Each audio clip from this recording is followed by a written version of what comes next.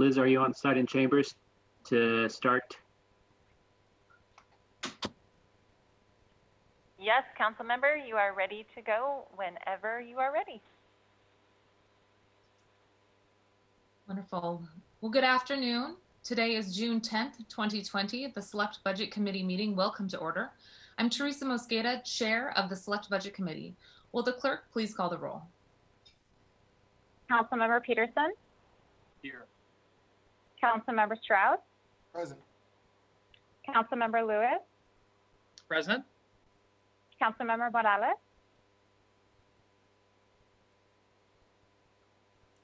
Here. Thank you. And Chair Mosqueda? Here. 5 present. Thank you, Madam Clerk. If there is no objection, the agenda will be adopted. Hearing no objection, the agenda is adopted. At this time, council colleagues, I want to remind folks that we have had a temporary halt in our conversations at the Select Budget Committee. Over the last 3 weeks, we have been awaiting there to be additional guidance offered from the governor's office and the attorney general as well. We, like many cities across the state, are dealing with the impact of COVID-19, which has meant that we've had to radically change how we've addressed general governing and dealing with the crisis that has come up because of the public health crisis that is COVID. We had initially had conversations during the previous month about ways in which our budget and our revenue streams could be addressed to greater support those in our community, from small businesses to childcares to individual workers and folks from vulnerable communities like immigrant and refugee communities. And today we finally have the conversation again in front of us. So I appreciate everybody's willingness to wait as we sought additional guidance from the governor. I just want to spend a quick second to say thank you to Governor Inslee for his leadership during this time of COVID and for his recognition that cities like Seattle needed additional guidance and opportunities to take up critical measures. So we really appreciate his leadership on everything that he has been doing with our public health department and our local governments to respond to the COVID crisis. And their directive earlier this month has allowed for us to continue the conversation, which we much appreciate. Council colleagues, there's 3 items on the agenda for today that address the revenue bills that we were previously discussing, introduced by Councilmember Morales and Councilmember Sawant, that we will take up on the agenda first. Hello, Councilmember Sawant. Thank you for joining us. We will have those as agenda items 1, 2, and 3. Agenda item number 4, we talked about in detail on Monday. This is the beginning part of our evaluation of the current budget and setting us up for conversations on future budget, including the 2020 supplemental budget to help deal with the crisis that is COVID and immediate concerns in our community. We will also use this as an opportunity to do an inquest into the Seattle Police Department's budget so that we have a better understanding of where current spending is occurring, where those dollars are going, and who those are serving and not serving, so that we can have an assessment of where we would like dollars to go in the future. This is in alignment with much of the conversations that are happening in places like Minneapolis, New York City, Los Angeles. Many cities across the country are doing similar analyses on how to defund and refund community priorities. So that will be agenda item number 4.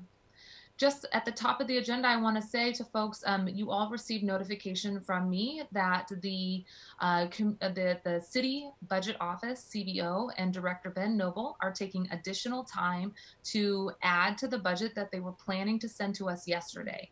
Colleagues, I think this is a good sign. I am hopeful that they are not only using this as an opportunity to include new spending items from the federal and state government to address the COVID crisis, but to also take this moment to address the other public health crisis that is out there, which is the institutionalized racism and the concerns that we see about over-policing or escalated police tactics in our community. So I see this as a good sign that there's additional conversations happening about the budget. We expect the budget within a week or 2. I am hoping that we get it very soon so we can continue our process. But as we said on Monday, we're not waiting. So that's what item number 4 is, to really do a deep dive into what the current allocations are specifically to the Seattle Police Department. We will keep you updated as we get information about the status of the 2020 Mayor's Supplemental Budget Proposal and make sure that folks get that information in real time. While we don't have that in front of us, we have some robust presentations from central staff, and we appreciate them being on the line.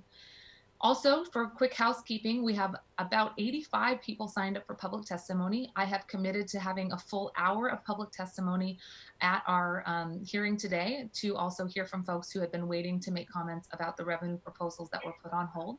So we will have an opportunity to get as many people in as possible. Like previous hearings, we are going to limit that to 1 minute to get as many people in as possible.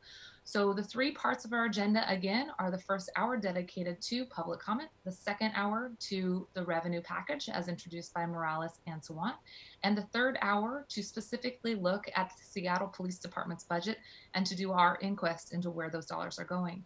We will then next week hopefully see the full proposed budget, and if not, then the following week. So we'll keep you updated on the documents that we receive from the City Budget's office.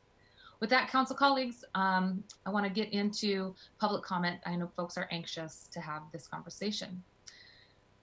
Item C on our agenda is public comment. At this time, we will open remote public comment period, and I ask that everyone be patient as we continue to learn and operate the system in real time and navigate through the inevitable growing pains that we've already experienced. We're continuously looking for ways to fine-tune this process and adding new features to allow for additional means of public participation. I want to say thank you as well. Councilmember Juarez is with us as well, so I want to thank you for joining us, Councilmember Juarez. Council colleagues, it remains the strong intent of the council to have regular public comment included in our meetings. In fact, I want to remind folks as we re-begin our Select Budget Committee meetings, a reminder that we will have public comment, probably not as long as today, but we will have public comment every meeting so that people have the chance to share their input. And we also reserve the right to make sure that the comments are within the time frame that we allow so that we can get through as many people as possible. I'm going to moderate the public comment period in the following manner. The public comment period for this meeting is going to be until 3 p.m. I ask each speaker to be given 1 minute. I will call on 3 speakers at a time in the order which they have registered on the council website. I know that there's a lot of folks who have testified before. I'm sorry, we cannot at this point go to folks who have not testified in the past. I do have to take folks in order. I appreciate you being patient with us. And for folks who are interested in still testifying, you can you can go online at seattle.gov/council and get signed up. Once I call the speaker's name, we will unmute you and you will have the chance to speak. Please note that you have been unmuted. That will be your cue to speak. Start by saying your name, and then you will also hear a chime at 10 seconds when 10 seconds are left. And we will ask you to wrap up your comments by then so that you don't get cut off. We want to hear the last comments that you have to say.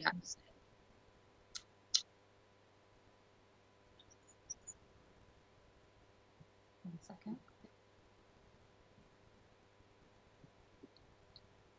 Council colleagues, I'm going to ask support from IT. I need to go back to the script. There we go. Got it. Once you complete your public comment, you will have the opportunity to listen in on the listen in line or watch us on Seattle channel or online streaming.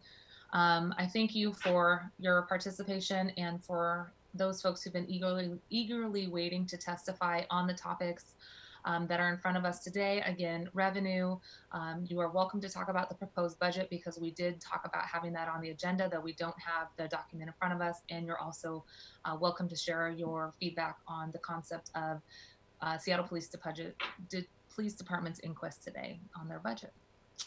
Okay, with that, the public comment period is now open. We will turn it over to the first 3 speakers who I see are present. The first speaker is John Manella, followed by Ava Mentz and Bryce Moore. John, you should be live. Hello, City Council. My name is John Manella, and I'm the Board Treasurer of the Tenants Union of Washington State. I support the calls to defund SPD.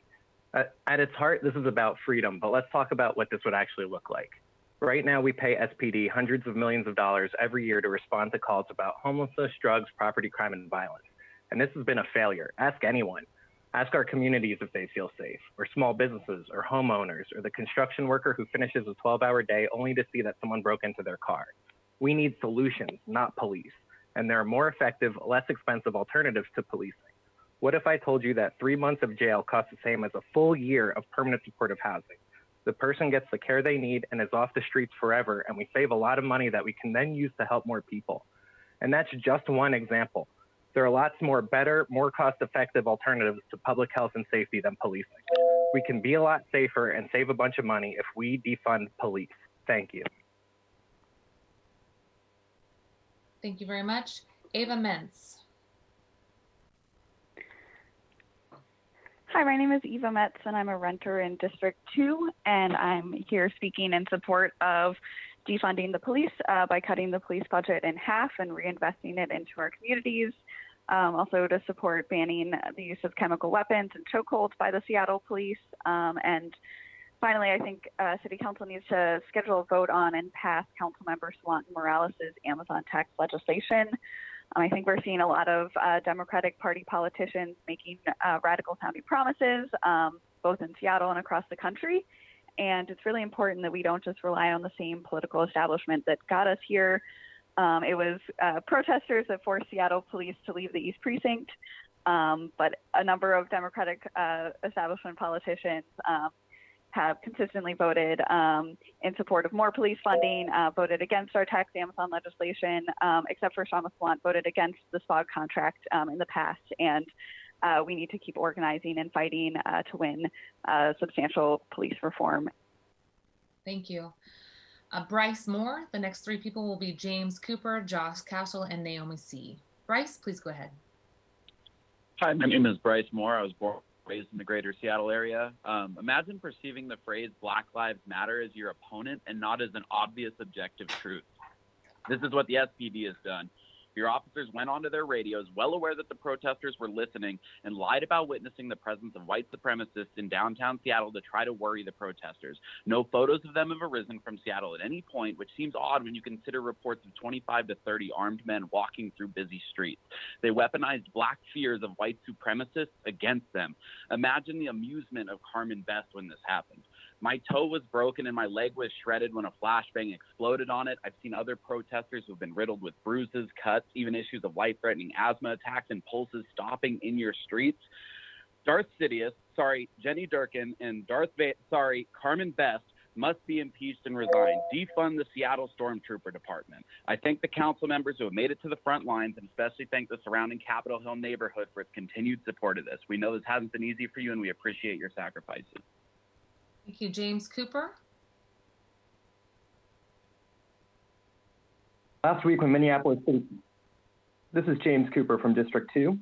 Last week when Minneapolis City Council announced a commitment to disbanding MPD and replacing it with a new public safety agency, I was inspired to start a campaign to follow their lead in Seattle. Our group, disbandspd.org, began tabling on Pine Street last Friday. Since then, we have had hundreds of conversations with people of all walks of life. The feedback we've heard has been consistent. Seattle citizens no longer feel SPD serves this city, and they are ready to start having a conversation about how to address public safety in a way that harmonizes law enforcement with the community. We propose that the replacement agency be designed via citizens assembly convened in each of the city's 7 city council districts. Each district would convene an assembly that would conduct hearings and deliberate to produce a proposal. The 7 proposals will be voted on by Seattle voters in a citywide election, and the most approved option would be adopted, and SPD would be disbanded. We ask Council to lead the country on this issue by rejecting narrow reforms and instead committing to a binding process by which the citizens of Seattle design the future of public safety. British Columbia used a similar citizens assembly model in 2004 to select a new voting system.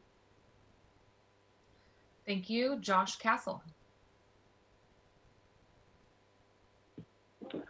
Hi, I'm Josh Castle with Lehigh. We support the 3 ordinances being considered today and urge you to vote yes. Thank you, Councilmember Morales and Swant for sponsoring. We believe Black Lives Matter. We ask you to implement the initiatives in the Faith Leaders letter you received June 2nd that outline concrete steps the city can take to address the impact of racial injustice and racist policies in Seattle, and in particular the central area, regarding homelessness, displacement, economic security, and more. SPD should be demilitarized immediately, and funding from their $400 million, 25% of the general fund, they receive should be reallocated to community-based alternatives and interventions and housing and homelessness programs. The sweeps of homeless campus needs to end now. These are inhumane and worsen homelessness, desperation, and trauma. There continues to be a huge lack of shelter. More tiny house villages would help change this. We can stand up more villages quickly and cost effectively, as we did recently with amazing volunteers. With the federal COVID funding, we could set up 15 villages with 15 million in funding and quickly get 1,000 people inside. Thank you. Thank you so much. The next person is Naomi C., followed by Aaron Whitlatch, Rachel Setzler, and Bennett Ron. Naomi, please go ahead. My name is Naomi C., and I'm a student at the University of Washington. Today, I'm urging you to invest in community-based initiatives that combat displacement, center community-led organizations, and support community-sponsored programs. Specifically, I ask you to set aside funding to support faith-based and community organizations developing affordable and low-income housing in the Central area under a Central Area Housing Plan. These funds would allow community institutions to realize the equity from their land in order to develop affordable housing to combat displacement. We also ask that you redirect funds from a justice system that criminalizes lack of opportunity and targets cash-poor individuals, and instead provide resources for pre-apprenticeship programs that focus on students of color, sustainable shelter solutions like tiny house villages, and community-led approaches to peace. Thank you. Thank you. The next person's Aaron Whitlatch.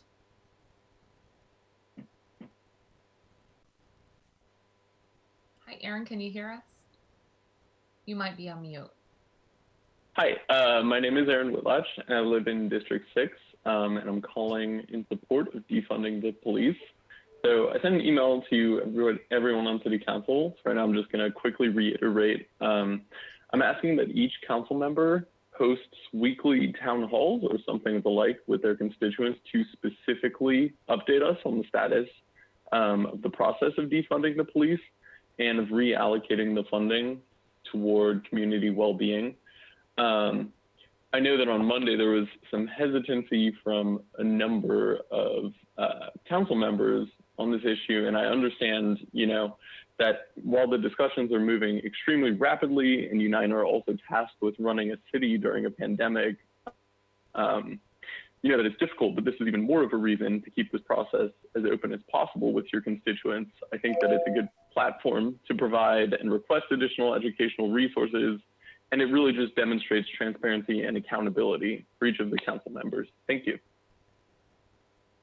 Thank you. Aaron Setzer. Sorry about that. Rachel Setzer. Rachel, can you hear us? I live in District 5. Hi, my name is Rachel Setzer. I live in District 5, and I'm calling in today to support the proposed 50% cut to Seattle Police Department funding. Speaking as a private citizen and a member of Seattle's vibrant arts community, I support the demands enumerated by COVID-19 Mutual Aid Seattle, and funds cut from SPD must be allocated to Black and Brown and Indigenous communities in Seattle to provide for the health and well-being of our people. Further, those arrested while protesting the actions of SPD must be released, and the city must decline to charge or prosecute them or retaliate against them in any way. The momentum of Black Lives Matter movement was built by Black and Brown and Indigenous communities, and the material needs of our communities must remain centered until those needs are met and changes to our society have been finally substantially realized. Violence against Black and Brown people can no longer be permitted. Can no longer be permitted or ignored, and Seattle will continue to pressure you, our elected representatives, to either do the work.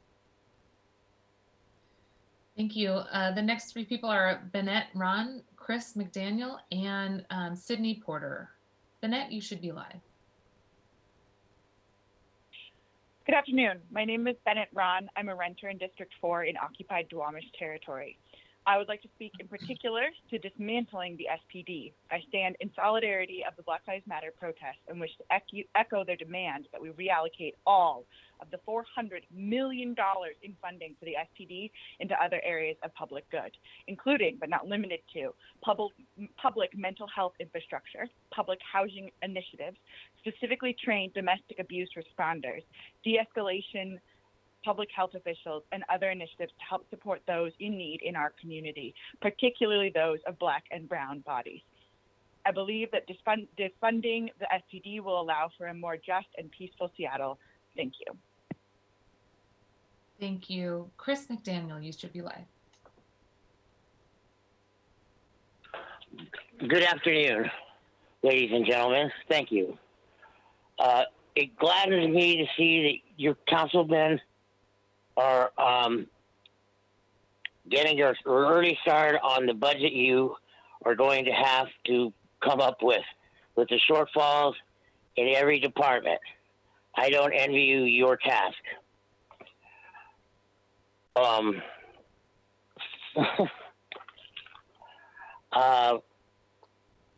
Allow me to make a few suggestions. Fund the tiny house villages to the limits of your ability. They save lives, the lives of the residents who live there and the people that weren't contaminated with the virus because we had some place to go. Thank you. Thank you so much, Chris.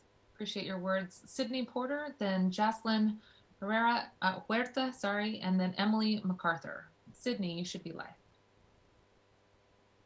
Hello, my name is Sydney Porter. I am a white student at the University of Washington who is tired of seeing my Black and Brown peers having to fight against centuries-old systems of oppression, including the system of policing. Today, I will be speaking on the demands being made by the protesters.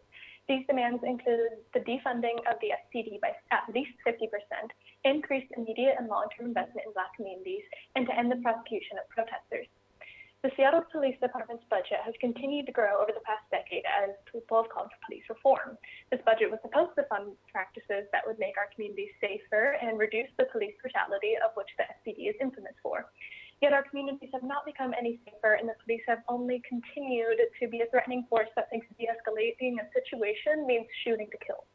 If we really want safer communities, we need to decrease police presence and invest in programs in Black communities.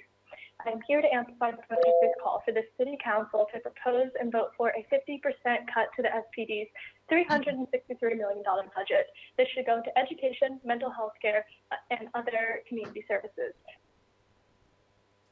Thank you. Jocelyn Huerta. Hi, my name is Jocelyn. Huerta. I'm a queer Mexican woman living on Capitol Hill for the last 9 years. I'm calling to demand that the Seattle City Council completely defund and disband the Seattle Police Department. The SPD is a rot in our city rooted in racism, and we need to remove it completely. I request that the $407 million be reallocated into community programs focusing on the Black community. When we marched to demand that the SPD stop beating and murdering Black Seattleites, they responded with more violence, wreaking havoc on our neighborhood for 2 weeks. I believe they have proven that they are overfunded and violent occupying force. They do not protect and serve us, and we need to fund the programs that do. Thank you. I yield my time. Thank you very much. Emily MacArthur. Hi, my name is Emily MacArthur. I'm a renter and I live in District 2. And I'm calling in to support defunding the police by at least 50%. I think that this inquest into the budget is a day late and a dollar short. I think the fact that the police budget up until this point has been a black box where working class people don't get to know what the money gets spent on is completely unacceptable. And this is something that Councilmember Sawant has brought forward at every budget hearing since she's been a council member through her People's Budget movement, knowing what's inside of that budget. And I think we do know what that money is spent on. It's spent on weapons of war that are not even allowed to be used under the Geneva Convention to gas and flashbang our community. And I think that this inquest is just a stalling tactic, hoping that, the movement will go home and that these toothless reforms can kind of be done under the cover of night while everyone pats themselves on the back. And the reason that I believe that is because most council members is voting against the interest of working class people, including approving, except for Councilmember Sawant, the recent spot contract which rolled back important reforms. So our movement will need to keep turning. Thank you so much, and I can assure you that it's not a stall tactic. We are moving quickly here, and that's exactly why we made it the first thing on our agenda as we looked at the supplemental budget. Just want to make sure that that's very clear to folks. The next three people are Jennifer Cooper, Sujata Romney, and Charlie Rinsler. Hello, fellow Seattleites. I'm a Central District resident, and I'm here to ask my city to make sure that our budget reflects systems of care, support, and trust that allow us all to thrive. That means drastically reducing budgets for our policing and punishment systems that perpetuate harm. We must invest our resources in education and community-based health and safety programs. Until recently, I didn't think much about the police budget or even about the police, and that reflects a blindness born of white privilege and white supremacy. Because it's not like people of color haven't been telling us. But I am not blind about this anymore. I stood in the streets in peaceful protests and saw police who looked like soldiers. They were going to war armed with weapons against the people they're supposed to protect. And I watched the live streams and read the articles, saw the videos with police gassing and beating the people they're supposed to protect. They were armed in battle against us, not going to battle for us. So if they're not going to protect us, they're not, who are they trying to protect? Property, power structures, and privilege. And it's time. Thank you very much, Jennifer. Sujata Romney.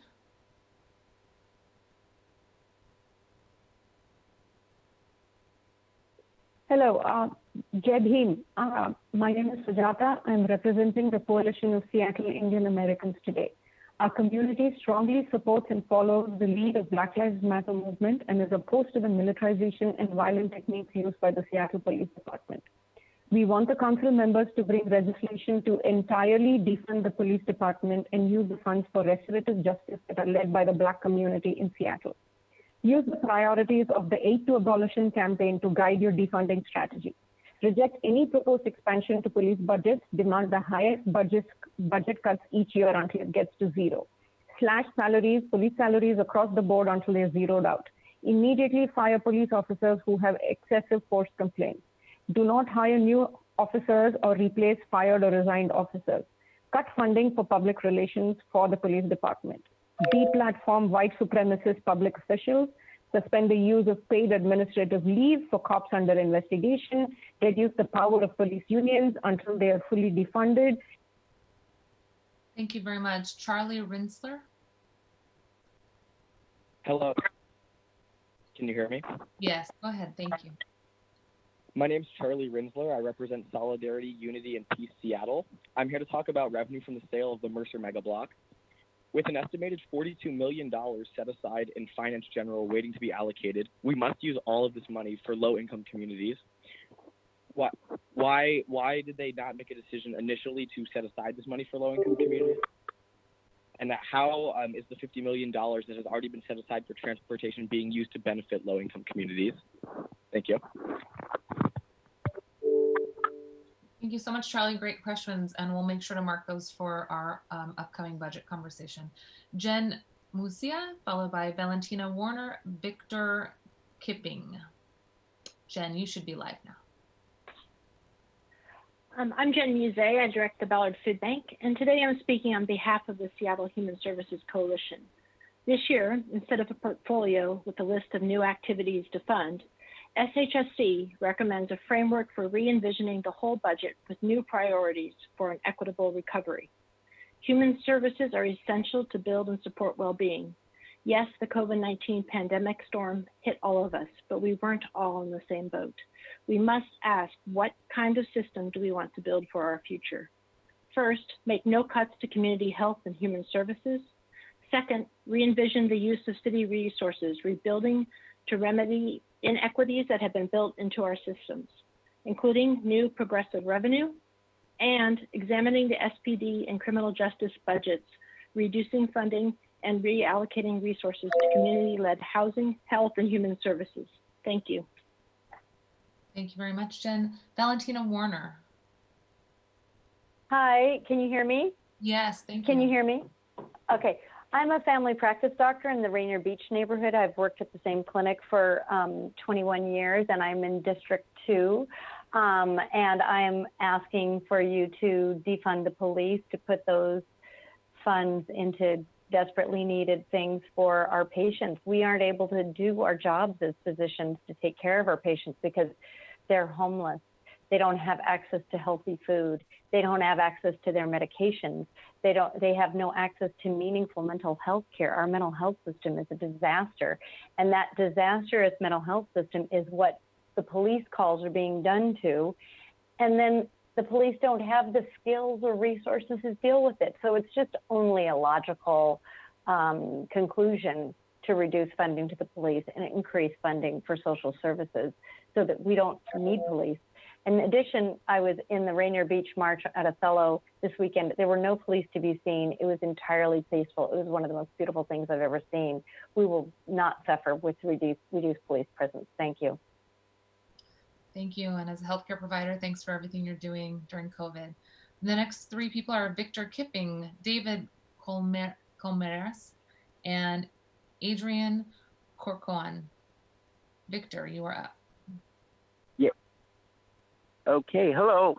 Thank you, council people, for allowing me to have a voice on this council in this public meeting. I am from Georgetown Tiny Houses Villages. I'm also the safety advisor. And I do have an idea. If we could build some more tiny houses, that can cure the homelessness problem. It's a small step, but it's a giant step in the long run. If we all could just get along and have a program where the public people could just meet up with the police or, law enforcement in some kind of way where we could stop these type of situations as far as killing people. Not only does Black lives matter, all lives matter. And the new situation, through the COVID situation, it's just been a really, really stressful thing for everyone. But I just want to thank you folks for allowing us just to have a voice in this meeting. And thank you once again, folks. The next person is David Colmenares. Hi, my name is David Colmenares, and I am a small business owner in District 7. I have personally witnessed the brutality that the police inflicted upon us while standing in solidarity with the Black Lives Matter movement. I watched my friends get shot at directly with 40-millimeter rounds. These war criminals that are filling our streets and that we are giving hundreds of millions of dollars to, we need to defund them and take that money and invest it in our communities. When I look at the Seattle budget, I see how it reflects the corporate interests that are controlling and have a stranglehold in our city. We need to start investing in education, housing, and things for the community. And everyone needs to pay their fair share. As a taxpayer, I support the city with sales tax, car tabs, and other ways. Amazon and other profiteering corporations we've seen how the wealth they've been bringing to our nation has been disproportionately affecting our communities, and they need to pay their fair share so we can have equitable housing and a community for everyone. Thank you. Wonderful. Thank you. Adrian Corcoran. Hi, my name is Adrian Corcoran, and I am a property manager in Seattle. And I'm referencing the Faith Leaders letter that was sent to the City Council and giving testimony to please put funding towards the tiny house villages as a cost-effective way to handle homelessness. Also, to put funding towards the central area housing plan so that people in the community can stay in that community and not get displaced. And also put money into the pre-apprenticeship training program so that people can have training for livelihood and being able to stay in their houses. Also, as a community manager, I want to note that in the last 5 years, I've seen an increase in theft, and so I hope that with the funding of the police, that's taken into consideration that theft has gone up by a large percentage in the last 5 years. Thank you. Thank you very much. The next three people will be Logan Swan, Andrew Constantino, and Cynthia Strenger. Logan, are you with us? My name is Logan Swan. I'm a rank and file union iron worker in Seattle. I work in Seattle. I don't think there needs to be a whole lot of research done into there should be research done in the SPD budget, but I don't think that should hold up cutting their budget. Especially with the shortfalls because of aggressive taxation. there's not, working people don't have time for that. You have a choice to make between, if you cut the budget of the SPD or if you cut social programs that working families rely on. And yeah, this kind of, waiting around to find out, it's cost $46 million lost while stalling over the Amazon tax. I think you guys need to schedule a vote for it immediately and don't water it down. And yeah, I don't know if you guys were watching the news last night, but yeah, a bunch of us, we occupied City Hall. We're going to be back. Durkin's got to go. Andrew Constantino, Cynthia Stenner, and then Brendan Walsh. Hi, Andrew. Hello, I am Andrew Constantino, site coordinator at Georgetown Tiny House Village. I have seen firsthand how the model of tiny houses has offered safety, community, and services to hundreds of homeless men, women, families, and pets. The creation of new tiny house villages may preclude the need for sweeps, as they are by far the preferred shelter option for many still camping on our streets. We receive countless inquiries from other cities, states, and countries looking at tiny houses as a humane, effective way of addressing homelessness. Villagers find themselves again, feel safe again, regain a sense of privacy, stability, and are able to rebuild their lives. We all deserve to live in dignity. Thank you. Thank you. Cinda Stenger? Hello, my name is Cinda Stenger. Can you hear me? Yes, thank you. I have been part of the leadership team that has been building tiny houses at Camp Second Chance since spring 2018, a member of Westside Interfaith Network, and live in District 1. Thank you for this opportunity to speak to you today, and thank you for your leadership in these troubling and challenging times. And it is time to reevaluate our priorities of how we use taxpayer money to run this city. I ask that you adopt a people's budget, one that puts people and community well above all else. This means shifting funds away from the police, as they are woefully disappointing us in their priorities, and instead fund the Human Services Department and affordable housing. You think we have a homeless problem now? Just wait till the true economic calamity hits us. We need to be ready to house the thousands that will be unemployed and homeless. We need to fund 15 more tiny house villages, a model that has proven to work. I've seen it with my own eyes, and it is a cost-effective investment for the long term, much better than short-term hotel stays. This is a very effective way to use the $15 million federal CARES funding. Thank you. Brendan Walsh, welcome. Hi, I'm Brendan Walsh. I am a District 3 renter and a Microsoft employee, and I want to say I stand in solidarity with the demands from King County Equity Now Coalition. I believe we should redistribute $180 million from the Seattle Police Department budget and put it into affordable housing and community health programs. I moved here from New York, where year after year we just kept cutting and cutting education and cutting housing, cutting everything to just pour money into the NYPD. And all we ended up with was this paramilitary that beats everybody who lives in the city and then goes back home somewhere else. We can't fall to that same thing in Seattle. I know we can do better. I know we can take care of our citizens, and I hope we can use our budget responsibly for that. Thank you. Thank you. Samantha Fogg, followed by the Reverend Angela Ying and Kels Lund. Samantha, welcome.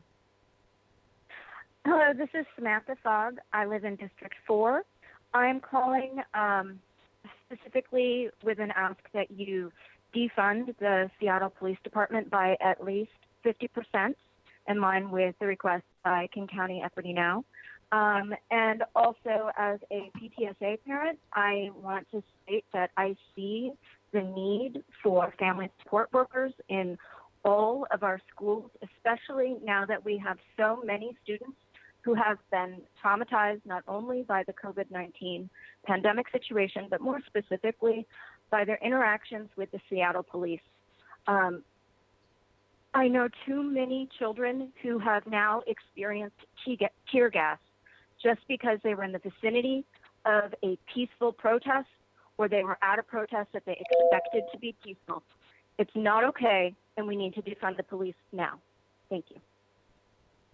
Thank you. Reverend Angela Ying, welcome. In District 2, with members in all of the districts, Black Lives Matter. 8 minutes, 46 seconds can change the life of a human being in our world forever. We urge you, the City Council, to 1, pass the Sawant-Morales legislation to tax Amazon and the top 2% big businesses now. Tax Amazon is about Black Lives Matter. 2, pass progressive revenue, not an austerity budget. 3, defund the police budget, as others have said, by 50% or more, so they cannot use excessive force and violence or anything to hurt our peaceful protesters and people standing for an anti-racist world. 4, reverse the trend of disinvestment and displacement in our CD and support affordable housing, jobs, and the Green New Deal throughout our city. 5, build more tiny house villages, keeping our homeless off the streets. 6, provide public health and housing to the most vulnerable. It's time you, the City Council, take action for restorative justice for all. Please stand with the people. Thank you. Thank you, Chris. Kels Lund, welcome. Hi, my name is Kels Lund, and I'm a renter in District 5. I'm just calling to echo the calls from my fellow citizens to defund the Seattle Police and take that money and invest it in resources like building tiny house villages immediately, especially as a reaction to the devastation of COVID-19, along with other programs like taxing Amazon to create better health and human services in Seattle, Washington. Thank you very much for your time. Thank you for your time.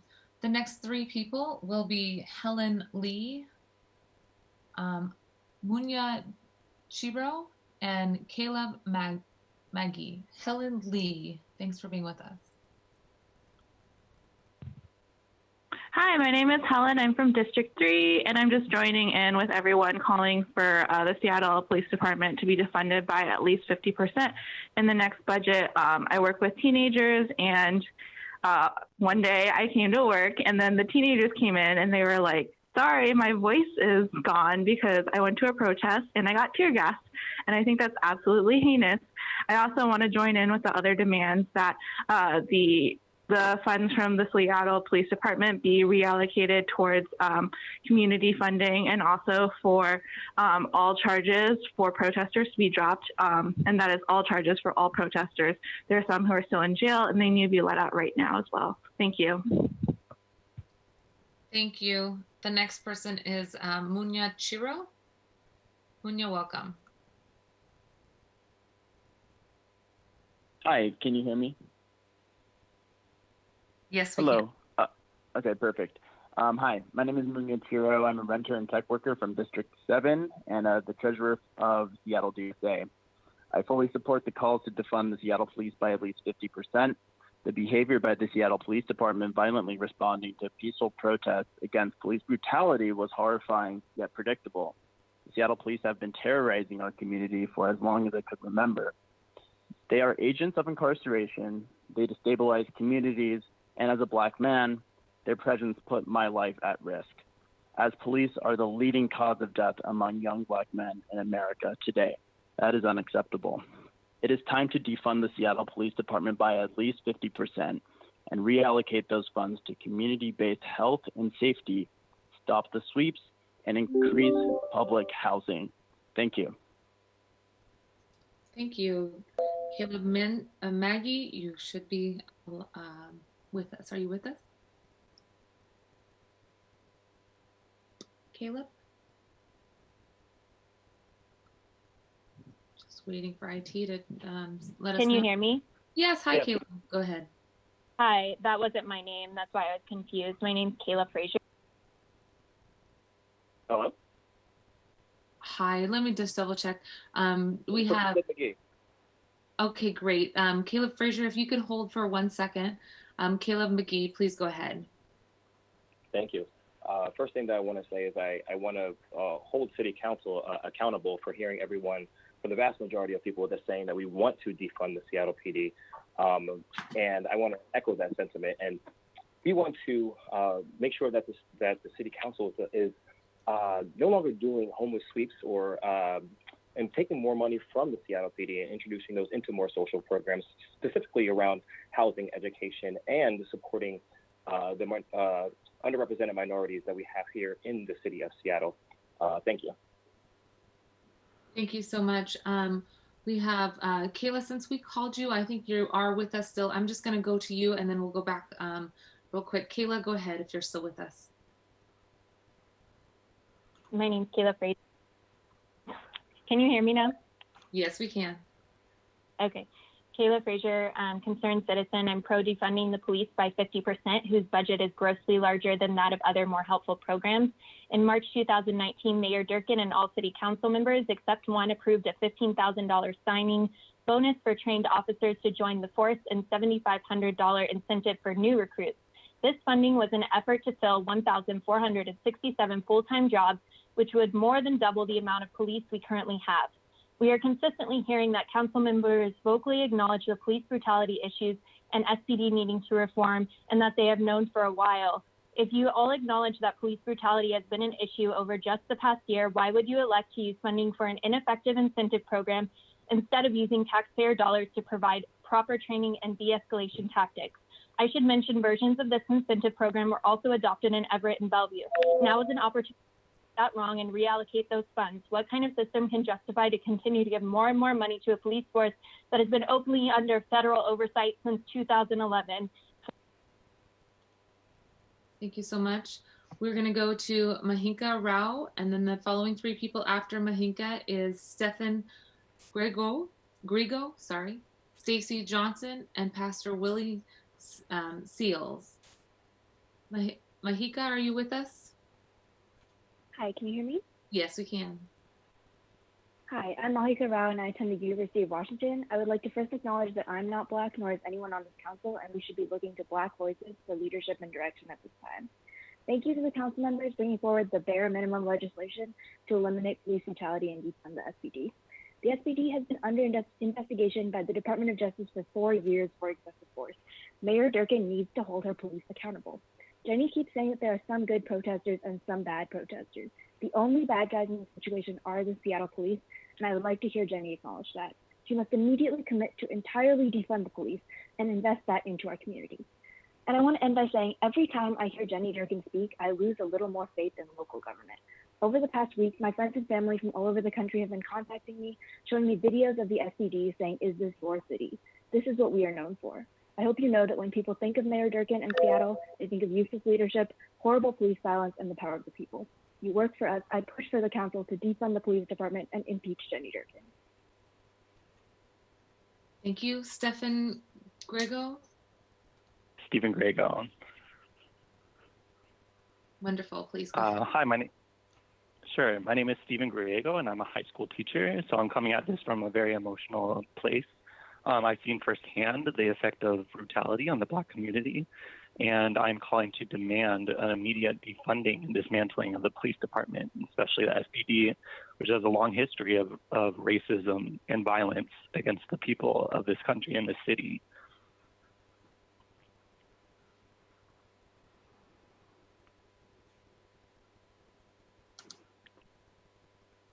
Thank you very much, Stefan. Appreciate you being with us. Do you have anything else? You still have some time if you like. Just that we need to listen to the voices of Black people. This is the community that has to experience this every day. So as white people, it's important to listen to the Black community at this time. Appreciate it. Thank you very much. The next person is Stacy Johnson.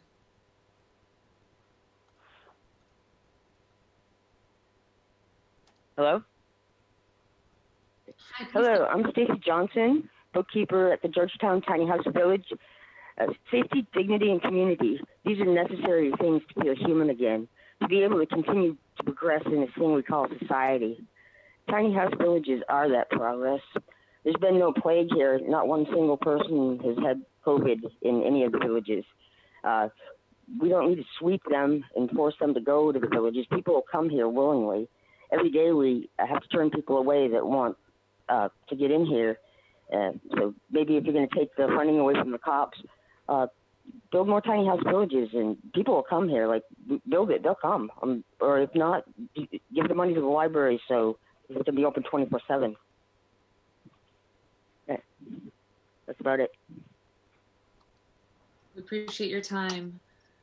Thank you. Pastor Willie Seals Jr. Thank you so much, City Council members. My name is Pastor Willie Seals, the pastor of the Christ Spirit Church. We are one of the sponsors of the Tiny House Village located on 22nd and Cherry. I might say that it was put up in record time, and it has served many purpose, and it has been a highlight for the partnership and collaboration of the City of Seattle as well as Lehigh as far as what has been done. I echo the sentiments of many who have already spoken before me. I'm one of the sponsors of the letters that were sent to the mayor and the city council. One of the things I want to highlight is that we are living in the time of 2020 where perfect vision and city council, I appeal to you that what you're seeing is actually what you're seeing. And please do not allow to go unnoticed the effect that it's having upon the Black community, especially the central area. So Pastor, I'm sorry the time expired. I will be following up with you. I look forward to hearing what that last comment was, and we really appreciate your support of the Tiny House Village and your words today. Trying to get through as many folks as we can. Apologies for the short time, folks. Donathan Trihi, Andrew Kennard, and Teal Sean Turner are the next three people. Hello. Hello. Can you hear me? Yeah. Hi, City Council. My name is Dan Tan Tran. I'm a Vietnamese resident of Seattle in the 98118 zip code of District 2. I'm calling to support COVID-19 mutual aid's demands in defunding the police department in order to work towards keeping our residents, especially Black residents, safe, and also condemning the prosecution of protesters. If the city truly acknowledges that racism exists and cares about true equity, it should be investing instead in programs that support Black and Indigenous communities. It should fund programs that elevate Black and Indigenous voices, programs that support Black and Indigenous children's education and thriving in schools, and it should fund programs that feed their families sufficiently. It should especially be building housing that keeps them housed permanently. This is a possibility of what the beginning of equity and hopefully reparations could look like. I'm a children's advocate at a domestic violence shelter, and I see the need for more investment in community resources. What we need. Thank you so much. And again, I hope that you do send in your last comments there. Very powerful words. Andrew Kennard, followed by Teal Swan Turner and Nicholas Ponberg. Andrew, welcome. Hi, my name is Andrew Kennard. I'm a Wallingford resident and a District 4 voter. I support the budget inquest you're doing today, and I also support the Seattle City Council members seeking to defund the Seattle Police Department. As we can see from the budget documents that you included, this is much more than just demilitarizing the police, because eliminating the budget for the weapons used on the protesters is pennies in terms of the whole police budget. To make a meaningful dent toward defunding the police, we need to reduce police personnel, especially sworn officers, and redirect funds to alternative community approaches. An evidence-based way to do this would be based on an inquiry into how residents are using 911. Seattle residents use 911 against other members of their community. In our budget, fully 34% of sworn officers are 911 responders.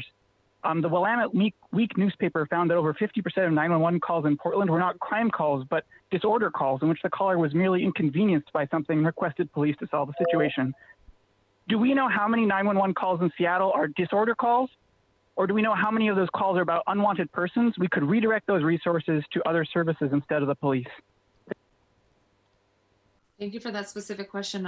We will actually be asking that later because you raised it. I really appreciate that. Wrote that down. Teal Swan? Hello. So my name is Teal Sean Turner, and I'm a member of Local 242, and I'm also a Black Seattle native. And I support defunding the police and taxing Amazon because I've personally, myself, have been a target of the Seattle Police Department's harassment. And I've had friends and family members that have been brutalized and murdered by the Seattle Police Department. So defunding them by at least 50% is generous because we could take all of it. And we deserve to take all of it because they have brutalized black and brown communities for as long as time. And it's not right. And it needs to stop. So by defunding them by at least 50%, we reallocate those funds back into the black and brown communities, into their education systems and into their social systems, because they need the same opportunities as a kid that grows up in Bellevue. And that's how we get it, is by taking that money and reallocating it back to those black and brown communities. Much. Thank you very much. Appreciate your words. Francisca Favorini Castroba, Samantha Sure, and then Rashyla Levitt. Sorry, Francesca, please go ahead. Oh, I'm sorry, is that Nicholas? Who do we have unmuted? Francesca, I see you. Go ahead, please. Can you hear me? Yes, thank you. Okay. My name is Francesca Favorini Chorba from West Seattle. I'm calling today in support of fully defunding and dismantling the police. I would also like to amplify the voices of those on the ground in Free Capitol Hill who have created a set of demands. While there are many demands and all are worthy, because this is the budget committee meeting, I will focus solely on the economic demands. We demand the degentrification of Seattle, starting with rent control. We demand the restoration of city funding for arts and culture to reestablish the once rich local cultural identity of Seattle. We demand free college for the people of the state of Washington due to the overwhelming effect that education has on economic success and the correlated overwhelming impact of poverty on people of color as a form of reparations for the treatment of Black people in the state and country. We demand that between now and the abolition of the SPD, that the Seattle Police be prohibited from performing homeless sweeps that displace and disturb our homeless neighbors. And on equal footing, we demand an end to all evictions. We demand a decentralized election process to give the citizens of Seattle a greater ability. I'm sorry that your time expired. Please do send in the rest of your comments as well. Samantha Sure, are you with us?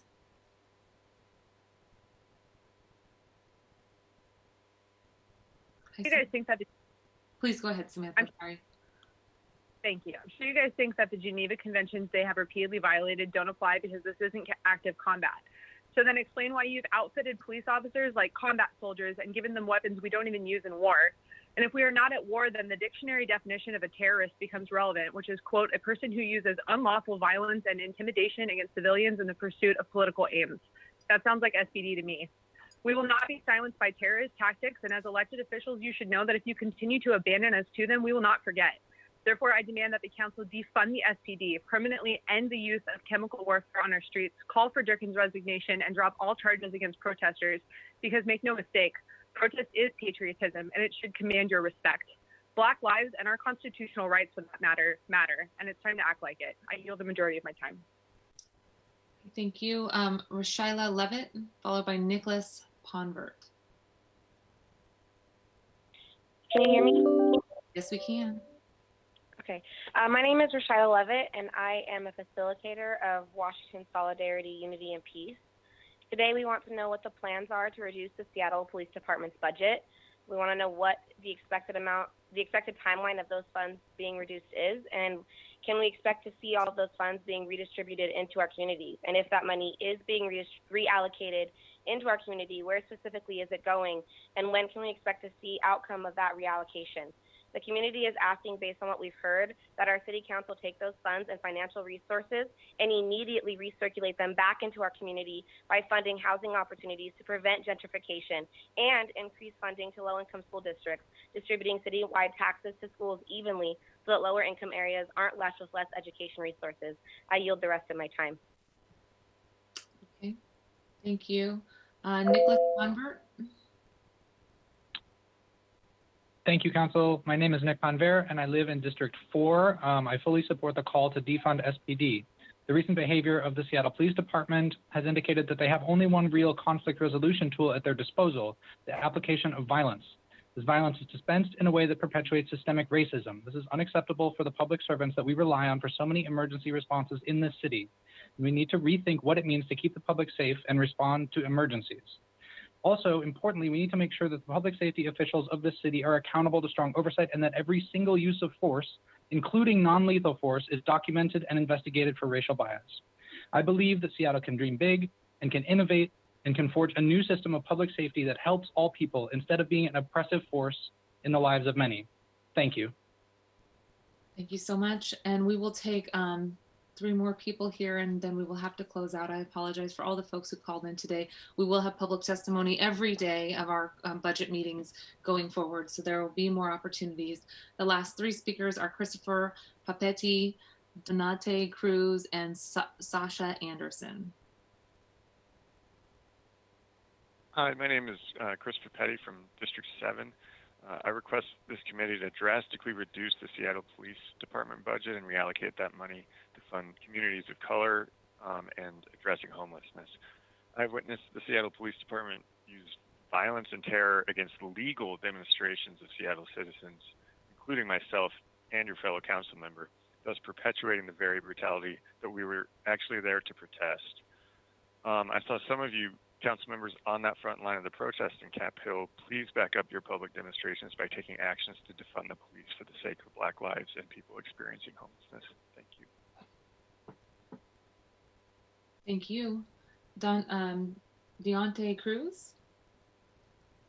Hello, Council. Thank you for having me. My name is Deontay Cruz. I'm speaking today as a constituent from Capitol Hill, District 3, and as an employee of Away Home Washington, where we're dedicated to ending youth and young adult homelessness. The Black and brown communities who are disproportionately affected by police violence are also disproportionately affected by homelessness, including those in the youth and young adult population. And the solutions that we've seen organizers propose to end police violence will also help our populations, specifically investing in community resources rather than policing. As Away Home Washington, we stand with the community organizers' request to reduce the police department budget by 50% and reallocate those funds into resources that can help our communities flourish. And when it comes to homelessness, we need to invest in diversionary and therapeutic approaches as opposed to policing and punitive measures. The National Law Center for Homelessness and Poverty found that increased policing does not lead to a decrease in homelessness. In fact, over the past 3 years, unsheltered homelessness has increased by 10% around the country. Even when the city's increased punitive measures against people sleeping in public. The city's greatest asset is its people. The people have risen up to denounce injustice, and we need our leaders to pave the way for change. Thank you so much, Deontay. Sasha Anderson. Hi, my name is Sasha Anderson, and I'm an owner in District 3. I'm speaking in support of reducing SPD's budget by 50%. For me, this is just a start. I'd like to see a drastic reduction in resources and reallocation to non-policing community interventions. The murder of Charlene Elias is a perfect example of why police are not the right response for most situations. We need to recognize what actually keeps us safe, and the police aren't it. I work in tech, and I teach at the University of Washington's Information School, and I want to raise a caution I haven't heard articulated yet. This is not a call for efficiency. It's not an opportunity to replace headcount with policing technologies. It's not about how do we maintain the current system with fewer resources. I do not want to see a budget reduction that exacerbates existing violence through surveillance and abusive technologies. We need a new system for community safety.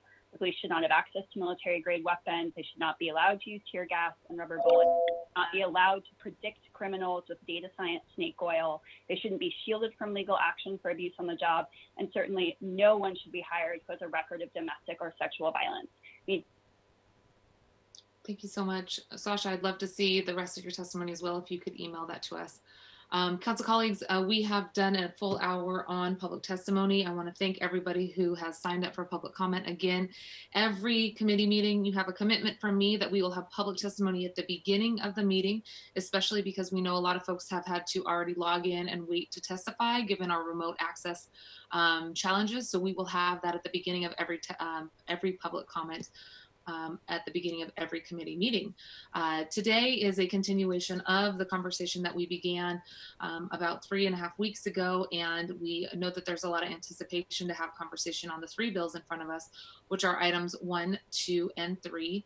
Before I turn it over to the sponsors to provide a brief update to frame the conversation today, I'd like to have the clerk please read items 1, 2, and 3 into the record for us, and then we can have a discussion on all 3. Thank you, Madam Clerk. Agenda items 1 through 3, Council Bill 119772, relating to taxation and imposing a payroll expense tax on persons engaging in businesses in Seattle. Council Bill 119773, relating to the financing of responses to the civil emergency. authorizing the loan of funds from the Low-Income Housing Fund to the General Fund. Council Bill 119774, establishing a spending plan for the proceeds generated by the payroll expense tax authorized by the ordinance introduced as Council Bill 119772 to fund immediate cash assistance for low-income households impacted by the COVID-19 crisis in 2020 and the development of social housing that is permanently affordable, high quality, and energy efficient to fund housing-related components of Seattle's Green New Deal as articulated in Resolution 31895 and to fund other investments. All three items for briefings and discussion only. Thank you very much, Madam Clerk. Council colleagues, again, at the beginning of the meeting, we expressed our appreciation to Governor Inslee for amending the guidance that was offered to cities and local municipalities so we could continue this conversation.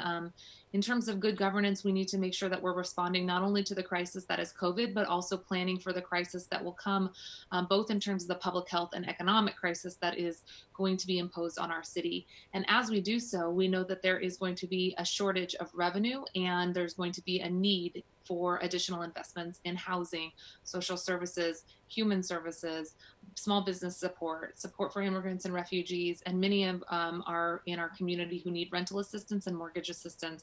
These are the conversations that we began over a month ago. And while we were on hiatus, there were a few town halls that council members held.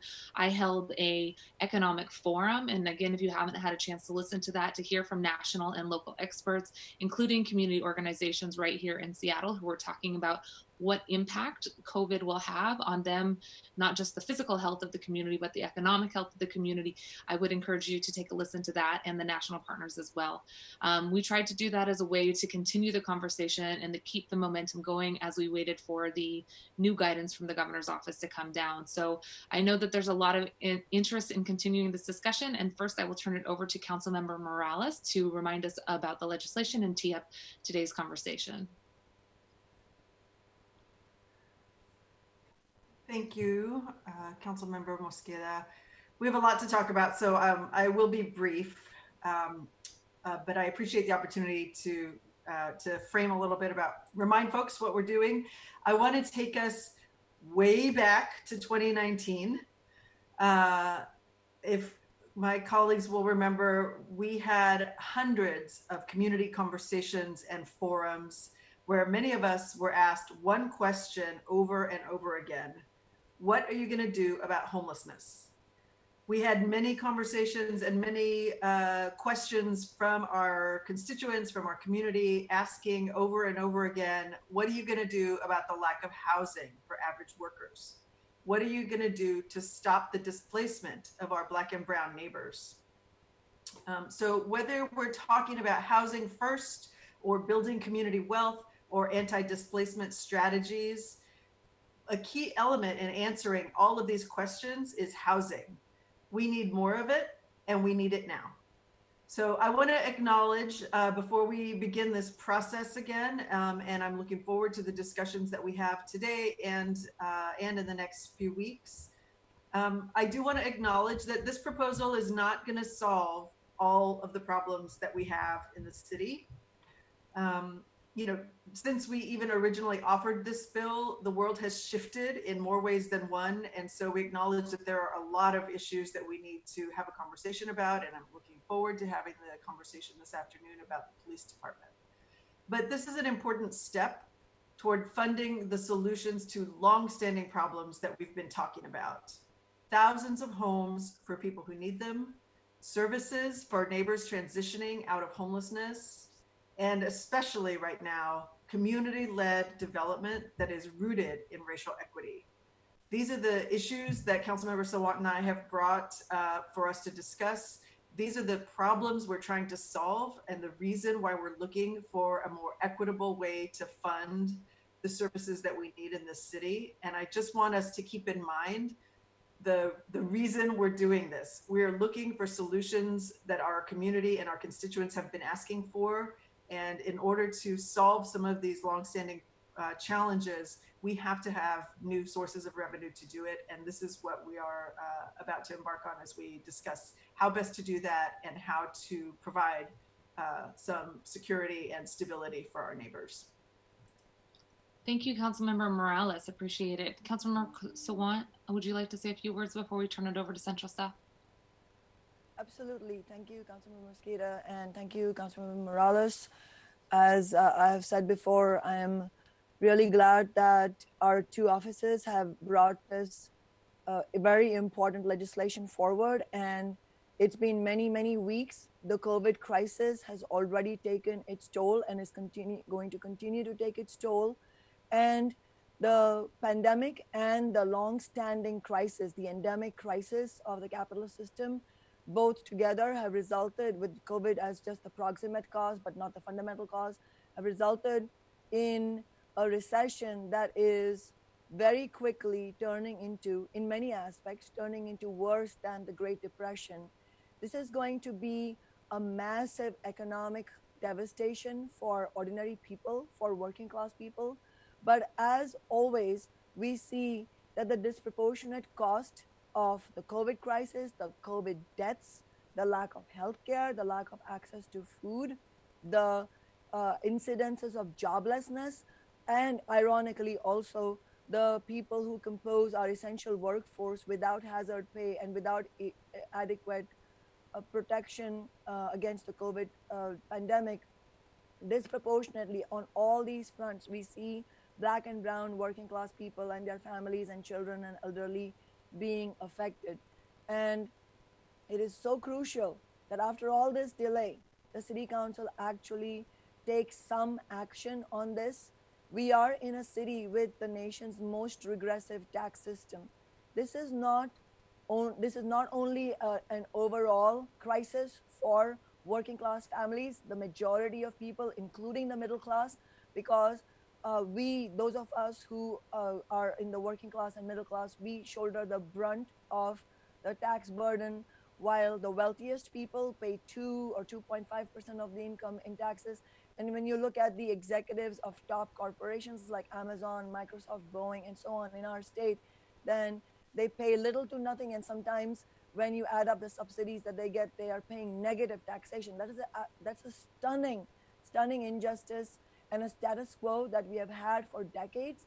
And it is not only that we have had a momentum for the tax Amazon legislation for a long while, especially flowing from the results of last year's election. It is absolutely at this moment when we have an uprising, a rebellion by young people with, as we have seen in our movement in Seattle itself, but also in Minneapolis and Atlanta and Los Angeles and Oakland and other cities, multiracial working class young people fighting back, demanding an answer against racism and against police violence.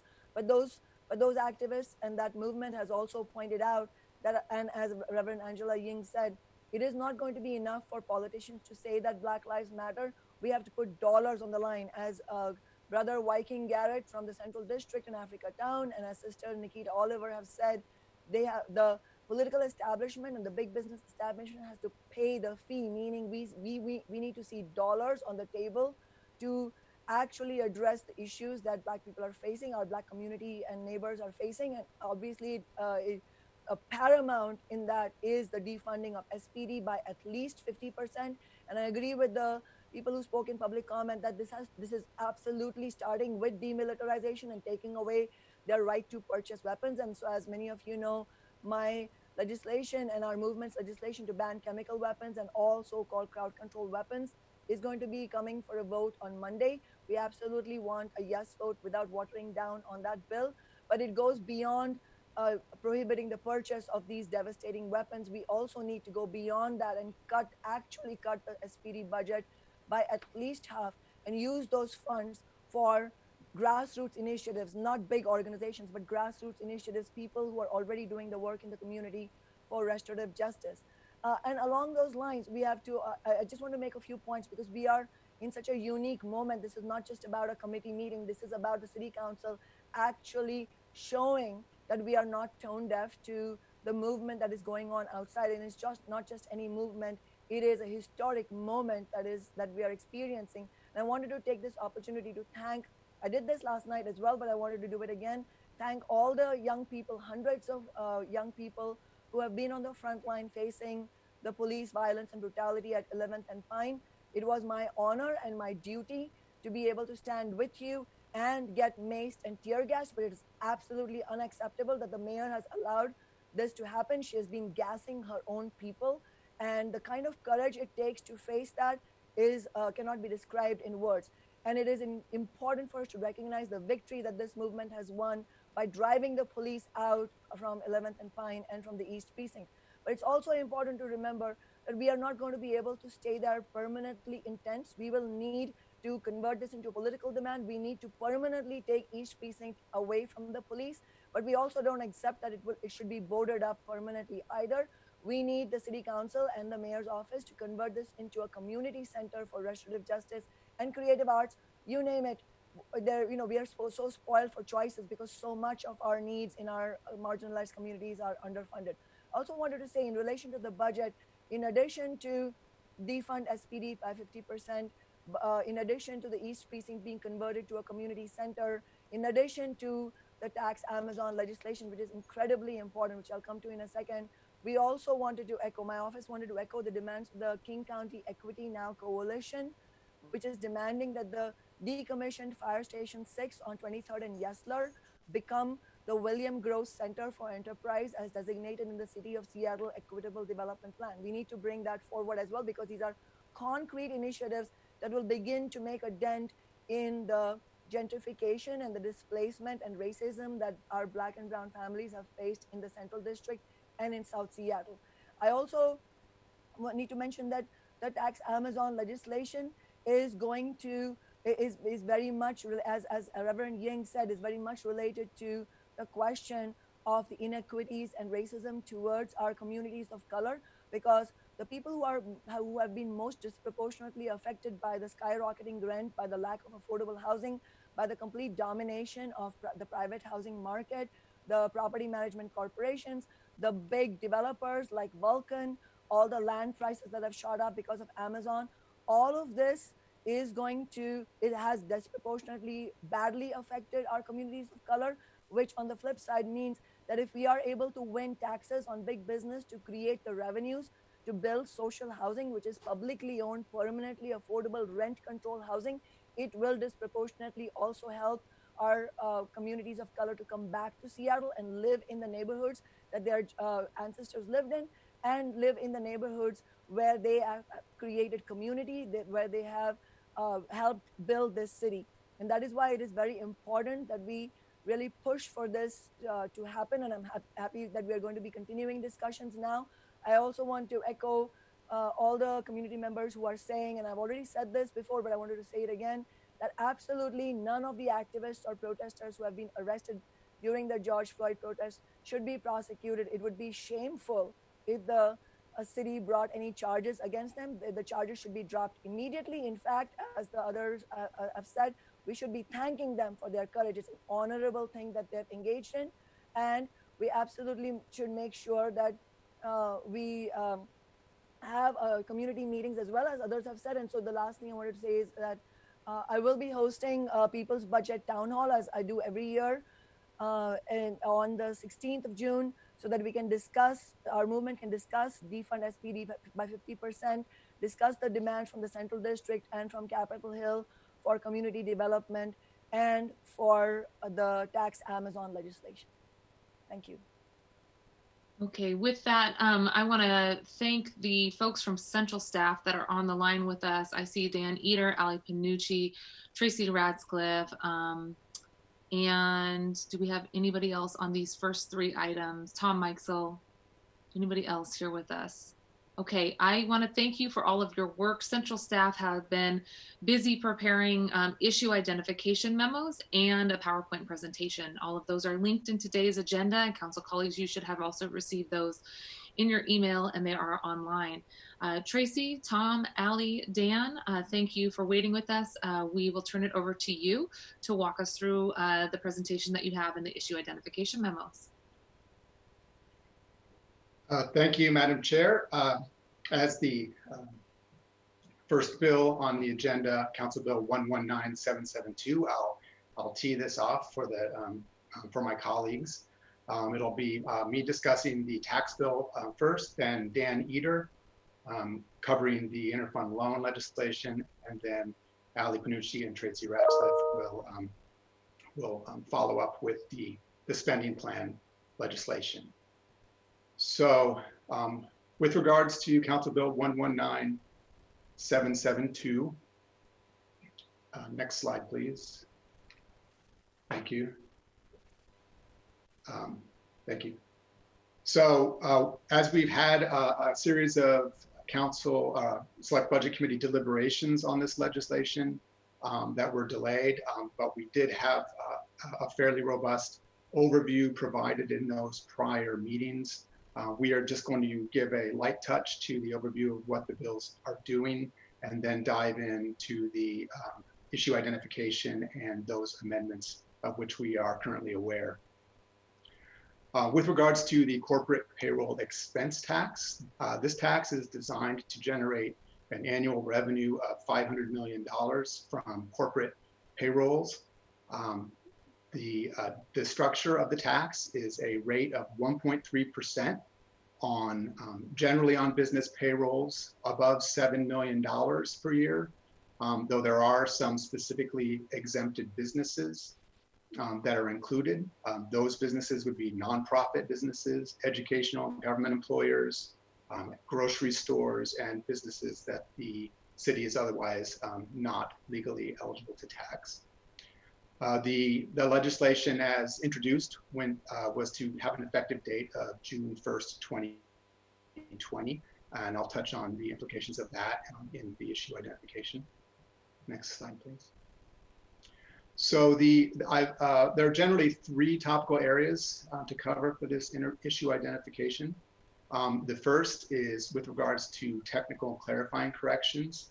And as I mentioned just prior, the effective date of this bill, which was introduced in early April, was June 1st. Given the delay with the governor's order, we find ourselves now in June after the effective date of the legislation. So staff has prepared an amendment which would revise the effective date of this bill to July 1st of 2020. From a meaningful standpoint, what that means is 1 month's less collection that will eventually be received from the tax. And so that would essentially revise the first year, so the 2020 tax liability, from $286.4 million to $245.5 million. And again, the options would be to take no action and have the legislation proceed as introduced, or adopt the technical amendment, which is attached as attachment A to the staff memo. So the next larger category of issue identification is with regards to exemptions. I went through the list of exemptions prior. That list can be expanded, reduced, or otherwise modified. And there are in fact 2 amendments that have been proposed that do just that. First is Amendment 2, which is introduced by bill sponsor, one of the bill's co-sponsors, Councilmember Sawant. This amendment, apologies, would increase the list of exemptions to include consumer-directed employers and home care agencies, as defined in Washington state law. Consumer-directed employee or employer would include a private entity that contracts with the State Department of Social and Health Services to be the legal employer of individual providers for purposes of performing administrative functions. And a home care agency would include a person administering or providing home care services directly or through a contract arrangement to individuals in places of temporary or permanent residence. Second amendment would make a revision to one of the current exemptions in the bill. This is with regards to grocery store, the definition of grocery store. As introduced, the bill sets the threshold for what determines whether a business is a grocery store or not at 75% So the annual sales of the business would be 75% from the sale of tax-exempt food products as defined in state law. Based on feedback from stakeholders, there was some concern about the scope or whether the threshold was capturing what the intent of the legislation as introduced was. So there is under consideration a reduction of that threshold amount, which would include a larger set of businesses in that exempt category. However, at this time, that the exact percent is still being developed. A placeholder amendment has been proposed, and it will be updated in time for actual introduction with more data as we receive it. And then a final issue is with regards to the business structures and how the definition of Seattle payroll expense in the bill is defined. There were a few different alternative business arrangements to which the bill was silent, but was expanded upon by staff in the presentation. Those included franchise businesses, which are businesses that can operate through some licensing arrangement with a larger national or regional organization, but there are in fact discrete individual businesses for the purposes of determining tax liability. And then next would be integrated enterprises, which are separate discrete businesses that are identify themselves or otherwise controlled by a larger organization or interest. And for the purposes of this tax, each of those individual businesses would be treated separately for determining whether or not they met the $7 million threshold. So in both the case, as introduced, in both cases of franchise businesses and integrated business enterprises, there is no aggregation in the introduced bill. An amendment which is included as attachment D to the staff memo would in fact revise the legislation such that integrated business enterprises would be aggregated and tested against the $7 million threshold, which would have the effect of increasing the coverage of the tax to a larger set of businesses. Those are the issues and amendments that have been raised and that staff is aware of at this time. And that concludes my statements, and I'm open for any questions from the Select Budget Committee.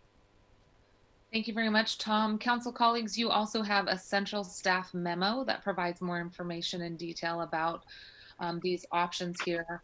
I want to thank central staff again. We know that you have been tremendously busy with everything that's occurring, so thank you for doing this robust walkthrough. Council colleagues, are there any questions on the information that Tom has shared on this portion of the presentation? Just going to scroll through here because of the viewing options. I need to see if folks have their hands up, and feel free to email or send me a message.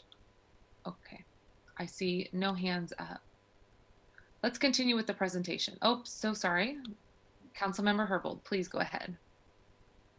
Thank you so much. I was trying to wave and trying to do the hands up function. Nothing. Very, very helpful. Thank you for calling my attention to it. Yes, please go ahead. Thank you, Councilmember Herbold. So just a clarification, Tom. The payroll tax is based on payroll in 2019, correct? Yes, Councilmember, that is correct. For 2020 purposes, we would be based on 2019. And so then when we move into 2021, it would be based off of 2020 payrolls and just move down the line. So every year, it's kind of casting backwards to the prior year to see what that payroll was. And given that the reality of businesses that were eligible in 2019 because they had more than $7 million in payroll might be very, very different in 2020. Some of those businesses, I mean, it's feasible. It's not likely, but some of those businesses might be filing for bankruptcy this year, or having some other sort of extreme economic reset that would mean that their payroll might be drastically reduced in 2020 from where it was in 2019. Has there been any discussion about how to deal with that potential, the potential outcome of the COVID-19 crisis on the economy and on individual businesses that may have been doing very well in 2019 and may not be doing very well in 2020? Thank you, Councilmember Herbold. So there are two questions, and I guess two ways to answer that. One is with regards to the tax liability. So first, if a business has a lower payroll in this year due to COVID-19, they would be paying they would indeed be paying tax based on that lower payroll. So if they were in 2019 above the $7 million threshold, but then in 2020 below, they would still be eligible. They would be, however, paying the tax off of the lower amount in 2020. So that's just from a technical perspective how it would work. With regards to the larger economic question of how does the revenue look like after taking those the large set of the business response to the tax into consideration. Their staff, in doing the setting of the rate based on the revenue target, did apply a 12% reduction to the total payroll estimate that we would have otherwise expected this year to account for those individual economic circumstances. So, so a business that had $7 million in payroll in 2019, but might only have, $5 million in payroll in 2020, they'll still have to pay the tax, but they'll be paying it based on their $5 million payroll that they'll have in 2020. Yes, Councilmember, that's correct. Okay. Would there be a way to establish some sort of a hardship clause?